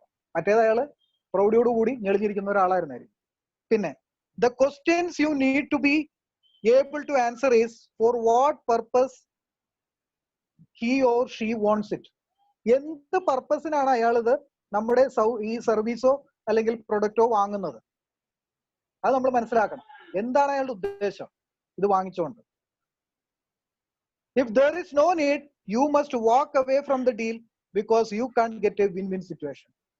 ഇയാൾക്ക് താല്പര്യമില്ലാത്ത ഒരു വിഷയമാണെങ്കിൽ സാർ എന്നാലും ഒന്ന് കേൾക്കുന്നു പറഞ്ഞ് നിൽക്കേണ്ട കാര്യമില്ല, ഒഴിവാക്കുക. Find another client. ഓക്കെ, അവിടെ സമയം കളയരുത്. 4, However, if there is a need, your job is to link the benefits of your product to the client's need. നമ്മളുടെ പ്രൊഡക്റ്റും ക്ലയന്റിന്റെ നീഡും തമ്മിലുള്ള അകലം കുറയ്ക്കുക. അവിടെ റിലേഷൻഷിപ്പ് നമ്മൾ കീപ്പ് ചെയ്യണം. ഒരു കമ്പനിയെ റെപ്രസെന്റേറ്റ് ചെയ്യുന്ന നമ്മളാണെങ്കിൽ നമ്മൾ നല്ലൊരു ഇംപ്രഷൻ ഉണ്ടാക്കി അയാളുടെ നീഡ് സാറ്റിസ്ഫൈ ചെയ്യും. അപ്പോൾ നമ്മൾക്ക് സെയിൽ വരും. Make sure you have asked the client to agree that your product matches the need. നമ്മൾ ഉറപ്പുവരുത്തണം അയാളുടെ ആവശ്യങ്ങളെ സാറ്റിസ്ഫൈ ചെയ്യുന്നതാണ് നിങ്ങളുടെ പ്രൊഡക്റ്റ്. ഓക്കെ ഓക്കെ, അപ്പൊ അങ്ങനെയുള്ള കാര്യങ്ങൾ ശ്രദ്ധിക്കുക. ഹലോ, ആരോ സംസാരിക്കുന്നത് കേൾക്കുന്നുണ്ട്. ഹലോ, മ്യൂട്ട് ചെയ്താൽ നല്ലതായിരുന്നു. അടുത്തത് ആസ്ക് ക്വസ്റ്റ്യൻസ്. ക്വസ്റ്റ്യൻസ് ചോദിക്കുക ഏറ്റവും ബെസ്റ്റ് ആയിട്ടുള്ള കാര്യമാണ്. നമ്മൾ ചോദ്യങ്ങൾ ചോദിക്കുക. Do you know anybody who has one already? ഈ ഒരു പ്രൊഡക്റ്റ് ഉള്ള ആരെങ്കിലും നിങ്ങൾക്ക് അറിയോ എന്ന് ചോദിക്കുക കസ്റ്റമറോട്. അതായത് വോക്സ് വാഗന്റെ ഒരു കാർ അതുള്ള ഏതെങ്കിലും കൂട്ടുകാരന് നിങ്ങൾക്ക് പരിചയമുണ്ടോ സാർ? എന്തിനാ? അറിയാമെങ്കിൽ അയാളുടെയും കൂടി അഭിപ്രായം അറിഞ്ഞിട്ടാണ് ഇയാൾ വന്നേക്കുന്നത് ഈ കാർ ഷോറൂമിൽ. അയാൾക്ക് വേറെ ഓൾട്ടർനേറ്റീവ്സ് ഉണ്ട്. അയാൾക്ക് ക്രേറ്റ എടുക്കാം, അതല്ലെങ്കിൽ ഹുണ്ടായുടെ കാർ എടുക്കാം, സുസുക്കിയുടെ എടുക്കാം, മാരുതി സുസുക്കി എടുക്കാം, ഏത് വേണമെങ്കിലും ചെയ്യാം. നമ്മൾ ഇതിനെ കുറിച്ച് സാറിന് എന്തെങ്കിലും അറിയാവോ? സാറിന്റെ കൂട്ടുകാരെങ്കിലും ഉപയോഗിക്കുന്നുണ്ടോ? ഇനി have you ever had something similar that you really like? ഇതുപോലെയുള്ള എന്തെങ്കിലും നിങ്ങൾ ഇതിനു മുമ്പ് ഫീൽ ചെയ്തിട്ടുണ്ടോ, അല്ലെങ്കിൽ കാർ ഓടിച്ചിട്ടുണ്ടോ? What did you see, feel, hear when you had it? അവരോട് ചോദിക്കുക, നിങ്ങൾ ഈ കാർ ഓടിച്ചപ്പോൾ നിങ്ങൾക്ക് എന്താണ് ഫീൽ ചെയ്തത്, നിങ്ങൾ എന്താണ് കേട്ടത്, എന്താണ് നിങ്ങളുടെ അനുഭവം എന്ന് ചോദിക്കുക. ഇപ്പൊ ഒരാൾ പറയാണ് കറ ശബ്ദം വരും വോക്സ് വാഗന്റെ വണ്ടി എന്ന് പറയും. എന്റെ ഒരു കൂട്ടുകാരൻ അങ്ങനെയാണ്, വോക്സ് വാഗന്റെ വണ്ടി വേണ്ടെന്ന് വെച്ചിട്ട് അതേ കാറ്റഗറിയിലുള്ള ഹ്യുണ്ടായുടെ വണ്ടി എടുത്തത്. കറ ശബ്ദം, അതായത് അയാൾ ശബ്ദത്തിന് ഓഡിറ്ററി കപ്പാസിറ്റി ഉള്ള ആളാണ്. ശബ്ദം എന്നുകൊണ്ട് മാത്രം വോക്സ് വാഗണിൽ നിന്ന് അയാൾ മാറുക, വെന്റോ മാറ്റിയിട്ട് ഹ്യുണ്ടായി വെർണ എടുക്കുക. അപ്പൊ മാറി കണ്ടോ? അപ്പൊ ആ കസ്റ്റമറെ മനസ്സിലാക്കണം. അയാൾ എന്താ ഫീൽ ചെയ്തെന്ന് ചോദിക്കാം. അപ്പൊ പറയണം, oh what a comfortable driving, നല്ല ഡ്രൈവിംഗ് ആണ്, എന്ത് ഈസി ആയിട്ട് ഡ്രൈവ് ചെയ്യാം. അയാൾ ഫീലിങ്ങിന് പ്രാധാന്യം കൽപ്പിക്കുന്ന ആളാണെന്ന് മനസ്സിലാക്കുക. അങ്ങനെ ഓരോന്നും ചോദിച്ച് മനസ്സിലാക്കി അയാളെ കുപ്പിയിലാക്കുക, അയാളെ നമ്മുടെ വരുതിയിലാക്കുക. ഓക്കെ, അടുത്തത് check out what is important. സെയിൽസിൽ ഏറ്റവും പ്രാധാന്യമുള്ള ഒരു കാര്യം check out what is important. എന്താണ് ഏറ്റവും കൂടുതൽ ഇമ്പോർട്ടൻറ്റ്? ഞാൻ നേരത്തെ പറഞ്ഞ പോയിന്റുകൾ തന്നെയാണ്, ഒന്നുകൂടി എലാബറേറ്റ് ചെയ്യാം. Identify the clients values. ക്ലയന്റിന്റെ വാല്യൂ മനസ്സിലാക്കുക. അയാൾ ആരാണ്, എന്താണ്, അയാൾ ഏത് ടൈപ്പ് പ്രൊഡക്റ്റ് വാങ്ങിക്കുന്ന ആളാണ്, അയാൾക്ക് നിലവിലുള്ള വാഹനങ്ങൾ ഏതാണ്, അയാളുടെ നിലവിലുള്ള അസറ്റ് എന്താണ്, ഇതൊക്കെ ഇൻഡയറക്ട്ലി എങ്കിലും നമ്മൾ മനസ്സിലാക്കാൻ ശ്രമിക്കുക. Identify his value. Show how your product and service fulfils those values. അയാളുടെ വാല്യൂസിനെ സാറ്റിസ്ഫൈ ചെയ്യുന്ന ഒന്നാണ് നമ്മളുടെ പ്രൊഡക്റ്റ് എന്ന് അയാൾ വിശ്വസിപ്പിക്കലാണ് വിജയം. Okay, find out your clients values because once you can fulfil them you will make a happy sale. അപ്പോ നമ്മൾ അവരുടെ സാറ്റിസ്ഫൈ ചെയ്യാൻ പറ്റുന്ന കാര്യങ്ങളാണ്, അവരുടെ വാല്യൂസിനെ സാറ്റിസ്ഫൈ ചെയ്യാൻ പറ്റുമെങ്കിൽ തീർച്ചയായിട്ടും ഒരു സക്സസ്ഫുൾ സെയിൽ ആയിരിക്കും. അടുത്ത point, paint A happy future. എപ്പോഴും ശ്രദ്ധിക്കേണ്ട ഒരു കാര്യം, നല്ലൊരു ഭാവിയെ എപ്പോഴും നമ്മൾ വരച്ചു കാണിക്കുക. Successful people are always looking for opportunities to help others. Brian Tracy പറഞ്ഞു കേട്ടോ, successful people are always looking for opportunities to help others. അവരെപ്പോഴും മറ്റുള്ളവരെ സഹായിക്കാൻ അവസരം കണ്ടെത്തും, സക്സസ്ഫുൾ ആയിട്ടുള്ള ആൾക്കാർ. ഓക്കെ, അപ്പോ പെയിന്റ് എ ഹാപ്പി ഫ്യൂച്ചർ, ഒരു നല്ല പിക്ചറൈസേഷൻ കൊടുക്കുക. ഇത് നിങ്ങൾ വാങ്ങിച്ചാൽ നിങ്ങൾക്ക് എന്ത് ഗുണമുണ്ടാവും, ഭാവിയിൽ എന്ത് നേട്ടമുണ്ടാവും എന്ന് കാണിക്കുമ്പോഴാണ് ഒരു സെയിൽ നടക്കുന്നത്. Use what will it be like when, എപ്പോൾ, എങ്ങനെ. Question to help fire your clients imagination. അവരെ ഇമാജിനേഷനെ തീ പിടിപ്പിക്കുക. അവരാലോചിക്കണം, ഓ ഈ ഒരു കാറിൽ ഞാൻ BNIയുടെ മീറ്റിങ്ങിന് പോകുമ്പോൾ കിട്ടുന്ന റെസ്പെക്ട്. കാനസ്റ്റിക് ഉള്ള ആളാണെങ്കിൽ അയാൾ അങ്ങനെ പറഞ്ഞു വീഴ്ത്താം. ഓക്കെ, ഇനി അടുത്തത് get agreement along the way. നമ്മളൊരു സെയിൽസ്മാന്റെ ഏറ്റവും വലിയ കഴിവെന്ന് പറയുന്നത് വീണ്ടും വീണ്ടും ഫോളോ അപ്പ് ചെയ്യലല്ല, ചെവിയെന്നുള്ള വീണ്ടും ഫോളോ അപ്പ് ചെയ്യുക എന്ന് പറയുന്നത് നമ്മുടെ പിടിപ്പുകേടാണ്. നമ്മളൊരു കോൺവെർസേഷൻ തുടങ്ങി അവസാനിപ്പിക്കുമ്പോഴേക്കും അവരെ കൊണ്ട് അഡ്വാൻസ് എമൗണ്ടിനുള്ള ചെക്ക് ലീഫ് എങ്കിലും മാറ്റി വെപ്പിക്കുക. ഇതൊരു വലിയ മിടുക്കാണ് ഒരു സെയിൽസ്മാന്റെ. ഇതിനുള്ളിൽ ഈ സംസാരിച്ച് ഇയാളെ കുപ്പിയിലാക്കിയ സമയം കൊണ്ട് ഒരു ചെക്ക് സാർ ഒന്ന് ഒപ്പിട്ട് വരും. എത്രയാണ്? 25,000 ആണ് അഡ്വാൻസ്. Okay, very good. അയാൾ അത് മേടിച്ചു വെക്കുക. പിന്നെ സെയിൽസിനുള്ള ചാൻസ് കൂടുതലാണ്. അതേസമയം ഞാൻ ആലോചിക്കട്ടെ എന്നൊക്കെ പറയുന്ന സിറ്റുവേഷനിൽ അയാളെ കൊണ്ട് നിർത്തിയാൽ തീർച്ചയായിട്ടും അത് നമ്മുടെ കയ്യിൽ നിന്ന് വഴുതി പോകാനുള്ള ചാൻസ് കൂടുതലാണ്. Okay, people who produce good result feel good about themselves. അവരെ കുറിച്ച് തന്നെ നന്നായിട്ട് തോന്നുന്നവരാണ് പ്രൊഡ്യൂസ് ചെയ്യുന്നത്, നല്ല റിസൾട്ട് ഉണ്ടാക്കുന്നത്. ഓക്കെ, അപ്പൊ നമ്മൾ സെയിൽസ്മാൻ എങ്ങനെയായിരിക്കണം? നമ്മൾ പോസിറ്റീവ് ആയിരിക്കണം. എങ്കിൽ മാത്രമാണ് ഈ പോസിറ്റിവിറ്റി നമുക്ക് മറ്റുള്ളവർക്ക് കൊടുക്കാൻ പറ്റുള്ളൂ. ഇനി അടുത്തത് നേരത്തെ പറഞ്ഞ ഒരു കാര്യമാണ്, ടോക്ക് യുവർ ക്ലയൻസ് ലാംഗ്വേജ്. ക്ലയന്റിന്റെ ലാംഗ്വേജിൽ സംസാരിക്കുക. നമ്മളുടെ പ്രൊഡക്റ്റ് വാങ്ങാൻ ഉദ്ദേശിക്കുന്ന ആൾ ആരാണോ അയാളുടെ ലാംഗ്വേജ് മനസ്സിലാക്കിയിട്ട് അയാളുടെ ലാംഗ്വേജിൽ നമ്മൾ സംസാരിക്കുക. അയാളുടെ ലാംഗ്വേജിൽ സംസാരിക്കുമ്പോൾ ഗുണം എന്താണ്? അയാളുടെ ലാംഗ്വേജ് സംസാരിക്കുമ്പോൾ സെയിൽസ് കുറച്ചുകൂടി ഈസിയാണ്. ഓക്കെ, അപ്പൊ അയാൾ വിഷ്വൽ ആണോ, ഓഡിറ്ററി ആണോ, കൈനസെറ്റിക് ആണോ എന്ന് മനസ്സിലാക്കിയിട്ട് ആ രീതിയിലുള്ള ലാംഗ്വേജ് സെറ്റ് ചെയ്യുക. വിഷ്വൽ ആണെങ്കിൽ അയാൾക്ക് അതിന്റെ കാഴ്ചയുടെ പ്രാധാന്യം മനസ്സിലാക്കി കൊടുക്കുക. ഓഡിറ്ററി ആണെങ്കിൽ അതിന്റെ കേൾവിയെ കുറിച്ചുള്ള പ്രാധാന്യം കൊടുക്കുക. കൈനസെറ്റിക് ആണെങ്കിൽ അതിന്റെ ഫീലിങ്ങിനെ കുറിച്ചുള്ള പ്രാധാന്യം അയാൾക്ക് കൊടുക്കുക. സെയിൽസ് നിങ്ങളുടെ കയ്യിലിരിക്കും. പിന്നെ ഹാൻഡിൽ ഒബ്ജെക്ഷൻസ് സിംപ്ലി. ഇപ്പൊ ഒബ്ജെക്ഷൻസ് പറയാണ്, നിങ്ങളുടെ കാർ ഇതൊക്കെ ആയിരിക്കാം, പക്ഷെ എനിക്കിഷ്ടം എന്റെ ബെൻസ് തന്നെയാണ് എന്ന് പറഞ്ഞാൽ ഓക്കെ സർ, അക്സെപ്റ്റ് ചെയ്യുക അവര്. അല്ലാതെ സർ ബെൻസ് അത് വേറെ ക്ലാസ്സിലുള്ളതല്ലേ, ഇതുമായിട്ട് കമ്പയർ ഒന്നും നിങ്ങൾ അവരെ പഠിപ്പിക്കേണ്ട കാര്യമില്ല, അവർ ഉപയോഗിച്ചതാണ് ബെൻസ്. അതുകൊണ്ട് ഒബ്ജെക്ഷൻസ് വരുമ്പോൾ സിമ്പിൾ ആയിട്ട് ഒഴിഞ്ഞു മാറാനും പഠിക്കാം. അവരെ വെറുപ്പിക്കരുത്. ആ ക്ലയന്റ് ചിലപ്പോൾ ഒരു കൂട്ടുകാരനെ കൊണ്ടായിരിക്കും അടുത്ത മാസം വരുന്നത്. നല്ലൊരു എംപ്ലോയി ആണ്, നല്ല സെയിൽസ്മാൻ ആണ്. എടോ ഞാൻ അവിടെ നിന്ന് വണ്ടി എടുത്തില്ല, എന്നാലും നമ്മുടെ ഒരു പയ്യനുണ്ട്, ആരാ, ഷിയാസ് നമ്മുടെ ഒരു കൂട്ടുകാരനുണ്ടെന്ന് പറഞ്ഞിട്ട് ഒരു മുതലാളിയായിരിക്കും, അവന്റെ കൂട്ടുകാരനെ കൊണ്ടുവന്നിട്ട് അടുത്ത വണ്ടി എടുപ്പിക്കുക. അപ്പൊ നമ്മൾ എപ്പോഴും ഉപയോഗിക്കുന്ന ലാംഗ്വേജ് നന്നായിരിക്കണം. പിന്നെ അടുത്തത് use power words. The last point, use power words. Power words എന്ന് പറഞ്ഞാൽ ആരുടെയും മനസ്സിൽ കയറുന്ന കാര്യങ്ങളാണ്. അതായത് ക്ലിയർലി, ഓബ്വിയസ്ലി, വളരെ വ്യക്തമായി പറഞ്ഞാൽ. ഇപ്പോ അച്യുതാനന്ദൻ പ്രസംഗിക്കുമ്പോൾ കേട്ടിട്ടില്ലേ, വളരെ ശക്തവും വ്യക്തവുമായി പറഞ്ഞാൽ എന്നൊക്കെ പറയുന്നത് കേട്ടിട്ടില്ലേ? പ്രിസൈസ് ആയിട്ട് സംസാരിക്കുക. ഓക്കെ, പിന്നെ ഒരാളെ പരിചയപ്പെടുമ്പോൾ നമ്മൾ ഒരിക്കലും മറക്കരുത് അവരുടെ പേര് ഓർത്തിരിക്കുക. അലക്സാണ്ടർ ചക്രവർത്തി ആയിരക്കണക്കിന് പടയാളികളുടെ നെയിം, അവരുടെ പേര് ഓർത്തിട്ട് വിളിക്കുമായിരുന്ന പറയണം. വാ, നീ ഇവിടെ വാന്ന് പേര് വിളിച്ചു പറയുന്ന പറയാം. പേര് വിളിക്കുമ്പോ ഒരാളുടെ പേര് ഷമീർന്നോ അല്ലെങ്കിൽ നവാസ്ന്നോ അല്ലെങ്കിൽ ജോർജ് എന്നോ ആണെങ്കിൽ, mister George come, please come. 3 മാസം മുമ്പ് കണ്ട ആളാ, പക്ഷെ ആ ജോർജ് എന്ന് വിളിക്കുമ്പോ ഇയാളെന്റെ പേര് ഓർത്തിരിക്കും. അവിടെ തന്നെ ഒരു റാപ്പോ ക്രിയേറ്റ് ആയി. പിന്നെ നമ്മൾ പറയുന്നതെല്ലാം സാറേ ക്ലിയർ ആയിട്ട് പറയട്ടെ, വളരെ വ്യക്തമായിട്ട് പറയട്ടെ എന്നൊക്കെ പറയാം. പവർ വേർഡ്സ് ആണ് ഇതൊക്കെ. NLP-യിലെ ചില കുടുക്കുവിദ്യകളാണ് ഇതെല്ലാം. പിന്നെ യൂണിവേഴ്സൽ വാല്യൂ ഉള്ള വേർഡ്സ് ഉണ്ട്. അതായത് happiness, joy, powerful, benefit, trust our company sir, Volkswagen, the most safety എന്നൊക്കെ പറഞ്ഞിട്ട് നമ്മൾ പറയുമ്പോ തൃശ്ശൂർ പൂരത്തിന് മിട്ട് പൊട്ടിയ പോലെയാണ് തന്നെ. ആളിത് കേട്ടിട്ട് അതിൽ വീഴണം. അപ്പൊ അതുപോലെയുള്ള നല്ല നല്ല വാചകങ്ങൾ, പോസിറ്റീവ് ആയിട്ടുള്ള വാചകങ്ങൾ പറയണം. നമ്മൾ ഒരിക്കലും സെയിൽസിൽ ശ്രദ്ധിക്കേണ്ട കാര്യമാണ്, നമ്മളുടെ കോമ്പറ്റീറ്ററിനെ കുറിച്ചിട്ട് നെഗറ്റിവിറ്റി പറയരുത്. ചെവിയെ നുള്ളിക്കോണം. നമ്മളെ കോമ്പറ്റീറ്ററിനെ കുറിച്ച് അല്ലെങ്കിൽ നമ്മുടെ ഇതേ പ്രവൃത്തി ചെയ്യുന്ന വേറെ എന്റർപ്രണർ അല്ലെങ്കിൽ വേറൊരു വ്യവസായിയെ കുറിച്ചിട്ട് നമ്മൾ ഒരിക്കലും കംപ്ലൈന്റോ അവരെ കുറിച്ച് മോശമോ പറയരുത്. അത് നമ്മളെ കുറിച്ച് ബാഡ് ഇംപ്രഷൻ ഉണ്ടാകും.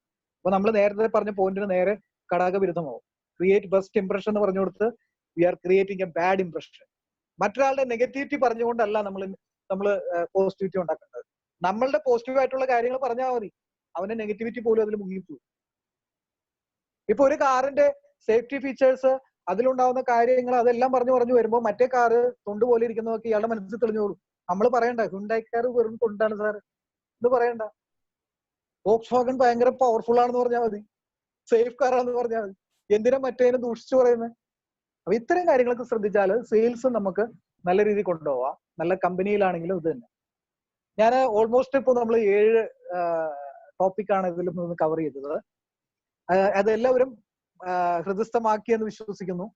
അതിൽ ഒന്നുകൂടി ഞാൻ പോയിന്റ് പറയാം. Take responsibility, focus on your outcome, be an excellent communicator, be a great motivator, boost your performance, make a powerful impression, sell to anyone. ഇത്രയും 7 പോയിന്റ്സ് ആണ് ഇന്ന് വളരെ വാല്യുബിൾ ആയിട്ടുള്ളത് നിങ്ങൾക്ക് കിട്ടിയിട്ടുള്ളത്. ഇത് എങ്ങനെ ഡെവലപ്പ് ചെയ്യാം എന്നുള്ള NLP ടെക്നിക്സ് എന്ന് പറയുന്നത് അത് ഒരു സ്പെഷ്യൽ ആയിട്ട് ക്ലാസ് എടുക്കേണ്ട ഒരു വിഷയമാണ്. അതുകൊണ്ട് അതിപ്പോ നമുക്ക് കവർ ചെയ്യാൻ നമുക്ക് സാധ്യമല്ല. നമുക്ക് വിശദമായിട്ട് നമുക്ക് ഇനിയും ഒരു അവസരം ഉണ്ടെങ്കിൽ തീർച്ചയായിട്ടും നമുക്ക് അത് കവർ ചെയ്യാം. ഇത്രയും നേരം എന്നെ വളരെ ശ്രദ്ധാപൂർവം തുടക്കം മുതൽ അവസാനം വരെ വളരെ ക്ഷമയോടുകൂടി പലരും പോയിന്റ് ഒക്കെ എഴുതിയെടുക്കുന്നത് കണ്ടു. Thankful for that. വാല്യൂ ഉള്ളതുകൊണ്ടാണല്ലോ പോയിന്റ്സ് എഴുതിയെടുക്കുന്നത്, അല്ലെങ്കിൽ ശ്രദ്ധിക്കില്ല, എഴുതി വെക്കില്ലല്ലോ. എനിവേ, അത് നിങ്ങൾക്ക് പ്രയോജനപ്പെട്ടു എന്ന് വിശ്വസിക്കുന്നു. എന്നെ ഇത്രയും നേരം ശ്രമിച്ചുകൊണ്ടിരുന്ന ഏവർക്കും നന്ദി, നമസ്കാരം. Thank you very much. 1 മണിക്കൂറത്തെ ക്ലാസ് 2 മണിക്കൂർ കഴിഞ്ഞിട്ടും ഫുൾ സ്ട്രെങ്ത്തിൽ ഇതേ സ്പീഡിൽ പോകുന്നത് തന്നെ അത് തന്നെ നല്ലൊരു ഫീഡ്ബാക്ക് ആണ് സാർ. സാറിനെ കുറിച്ച് അത്രയും ഇമേജ്, അത്രയും നല്ല ഒരു ഇതായിരുന്നിട്ട് ആണ് എന്തായാലും ഇത്രയും ആൾക്കാർ ഇത്രയും സപ്പോർട്ട് ചെയ്തത്. അവിടെയുള്ള ആരെങ്കിലും 2-3 പേര് നമുക്കൊന്ന് ഫീഡ്ബാക്ക് തന്നാൽ ഒത്തിരി ഉപകാരമായിരുന്നു. അതൊന്ന് പേര് പറഞ്ഞിട്ടുണ്ടെങ്കിൽ. ഞാൻ അൻവിന്ദാണ്. ബിനോയ് സാറ് അറിയാം, പക്ഷേ സാറെ കയ്യിൽ ഈ NLPയുടെ ഇത്രയും വലിയൊരു ശേഖരം ഉണ്ട് എന്ന് ഞാൻ മനസ്സിലാക്കിയില്ല. ഒരു ഹീലർ എന്നുള്ള രീതിയിലാണ് ഞാൻ അദ്ദേഹമായിട്ട് സംസാരിച്ചത്. ഈ സെയിൽസിന്റെ കാര്യങ്ങളിൽ ഇത്രയും ഡീപ്പ് നോളജ് ഉണ്ടെന്ന് മനസ്സിലാക്കിയില്ല. എന്തായാലും വളരെ നന്ദി. ഇതേപോലുള്ള മറ്റു ക്ലാസ്സുകളും കണ്ടക്ട് ചെയ്യണമെന്ന് ആഗ്രഹിക്കുകയായിരുന്നു. സാറെ കയ്യിലുള്ള അറിവുകളെ. ഓക്കെ. എന്തായാലും ഞാൻ എറണാകുളത്ത് വന്ന് സാറെ മീറ്റ് ചെയ്യുന്നുണ്ട്. തീർച്ചയായിട്ടും. Okay sir, thank you so much. വേറെ ആരെങ്കിലും ഒരാൾ 1-2 പേര് കൂടെ പറയാവോ? എന്റെ പേര് രജീവ് വാമദേവൻ. ഞാൻ തിരുവനന്തപുരത്താണ്. ക്ലാസ് വന്നായിരുന്നു. ഞാൻ വളരെ ഇൻഫോർമേറ്റീവ് ആയിരുന്നു. സാറ് ഇത്രയും സമയം നമുക്ക് വേണ്ടി സ്പെൻഡ് ചെയ്തതിന് വളരെയധികം നന്ദി. Thank you. ഹലോ, പറഞ്ഞോളൂ. ഞാൻ ഷഫീഖ് കായംകുളത്തു നിന്നാണ്. അപ്പൊ ഞാൻ കുറെ കാലം കൊണ്ട് കേൾക്കുന്ന ഒരു സംഭവമാണ് ഈ NLP എന്ന് പറയുന്നത്. ആക്ച്വലി എന്റെ ഒരു ഫ്രണ്ട്സും കുറെ പേര് NLP എക്സ്പെർട്സ് ആയിട്ട് കുറെ പേരുണ്ട്. ഇതുവരെ നമ്മളെ സംഭവത്തിനെ പറ്റി അന്വേഷിച്ചിട്ടില്ല. ഈ ഒരു സെമിനാറിൽ അതിൽ പങ്കെടുക്കാൻ സാധിച്ചിട്ടില്ല. കാരണം ഈ ഫിസിക്കലായിട്ടുള്ള മീറ്റിങ്ങിലെ പ്രശ്നങ്ങൾ ഉണ്ടാവില്ല, നമ്മുടെ സമയവും കാര്യങ്ങളും. ഇത് ആ ഒരു ബോട്ടിലേക്കാണ് നമ്മുടെ ഈ വെബിനാറിലൂടെയോ അല്ലെങ്കിൽ VC-യിലൂടെയൊക്കെ ഇപ്പൊ മാറ്റിക്കൊണ്ടിരിക്കുന്നത്, അല്ലെങ്കിൽ പറ്റുന്നത്.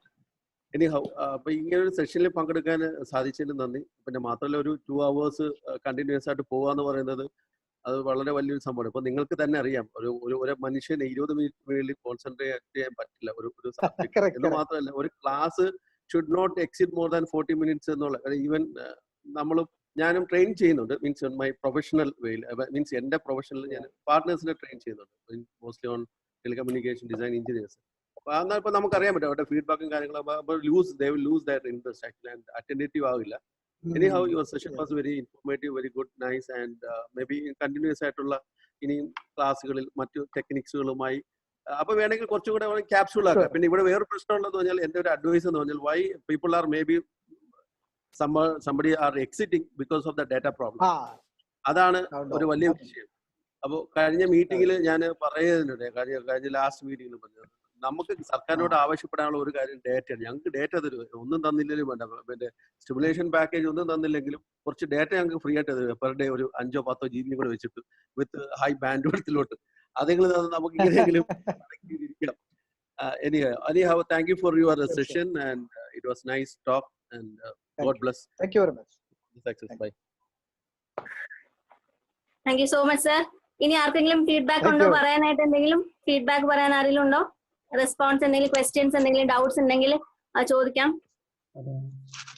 ഹലോ, പറഞ്ഞോളൂ സാർ. ഹലോ.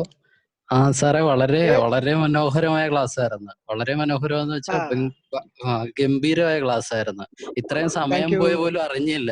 സത്യമായിട്ട് ഇത്രയും സമയം പോലും അറിഞ്ഞില്ല. മാഡം പറയുമ്പോഴാണ് സമയം ഇത്രയും ഇതൊക്കെ ആയോന്ന് പോലും അറിയുന്നത്. അപ്പൊ അങ്ങനെ ഇരുന്ന് പോയി. കോമഡി ആയിട്ട് തന്നെ സാറിന്റെ ആ ഒരു ഹരികൃഷ്ണൻ വളരെ അറ്റൻറ്റീവ് ആയിട്ട് റൈറ്റ് ചെയ്യുന്നൊക്കെ കണ്ടിരുന്നു. ഓൾ ദി ബെസ്റ്റ് കേട്ടോ. ഓക്കെ, താങ്ക് യു സാറേ. വളരെ കണ്ടായിരുന്നു. ഹരിയുടെ ഈ സപ്പോർട്ട് ഒത്തിരി സന്തോഷം.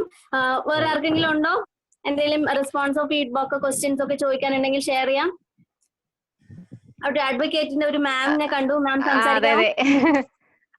ഞാൻ അഡ്വക്കേറ്റ് നിഷയാണ്. സാറിന്റെ NLP ക്ലാസ്സിൽ വരുന്നുണ്ട്. ഓക്കെ. പിന്നെ ഇതിനകത്ത് സംസാരിച്ചിരുന്ന റജി വാമദേവനെ എനിക്കറിയാം. ഞങ്ങള് ഒരു NGO ഗ്രൂപ്പിലുള്ളതാണ്. എനിവേ 2 hours പോയതറിഞ്ഞില്ല. എനിക്ക് വേറൊരു പാർട്ടി ഒരു 11:30-ക്ക് ശേഷം വിളിക്കാൻ പറഞ്ഞിരുന്നു. എനിവേ അയാള് വിളിച്ചില്ല. അതുകൊണ്ട് ഞാൻ ഫുൾ ടൈം ഇതിനകത്തുണ്ടായിരുന്നു. ഇതുപോലെ നോട്ട്സ് എല്ലാം സ്ക്രിബിൾ ചെയ്തിട്ടുണ്ടായിരുന്നു. പോയിന്റ്സ് എല്ലാം ഞാൻ എഴുതിയെടുത്തിട്ടുണ്ട്. ബാക്കിയുള്ള ഇതെല്ലാം കേൾക്കുന്നുണ്ട്. ക്ലാസ് ഒക്കെ ഇന്നലെ കേൾക്കുന്നുണ്ടായിരുന്നു. വളരെ നന്നായിരുന്നു. നേരത്തെ ഒരു 3-ാമത്തെ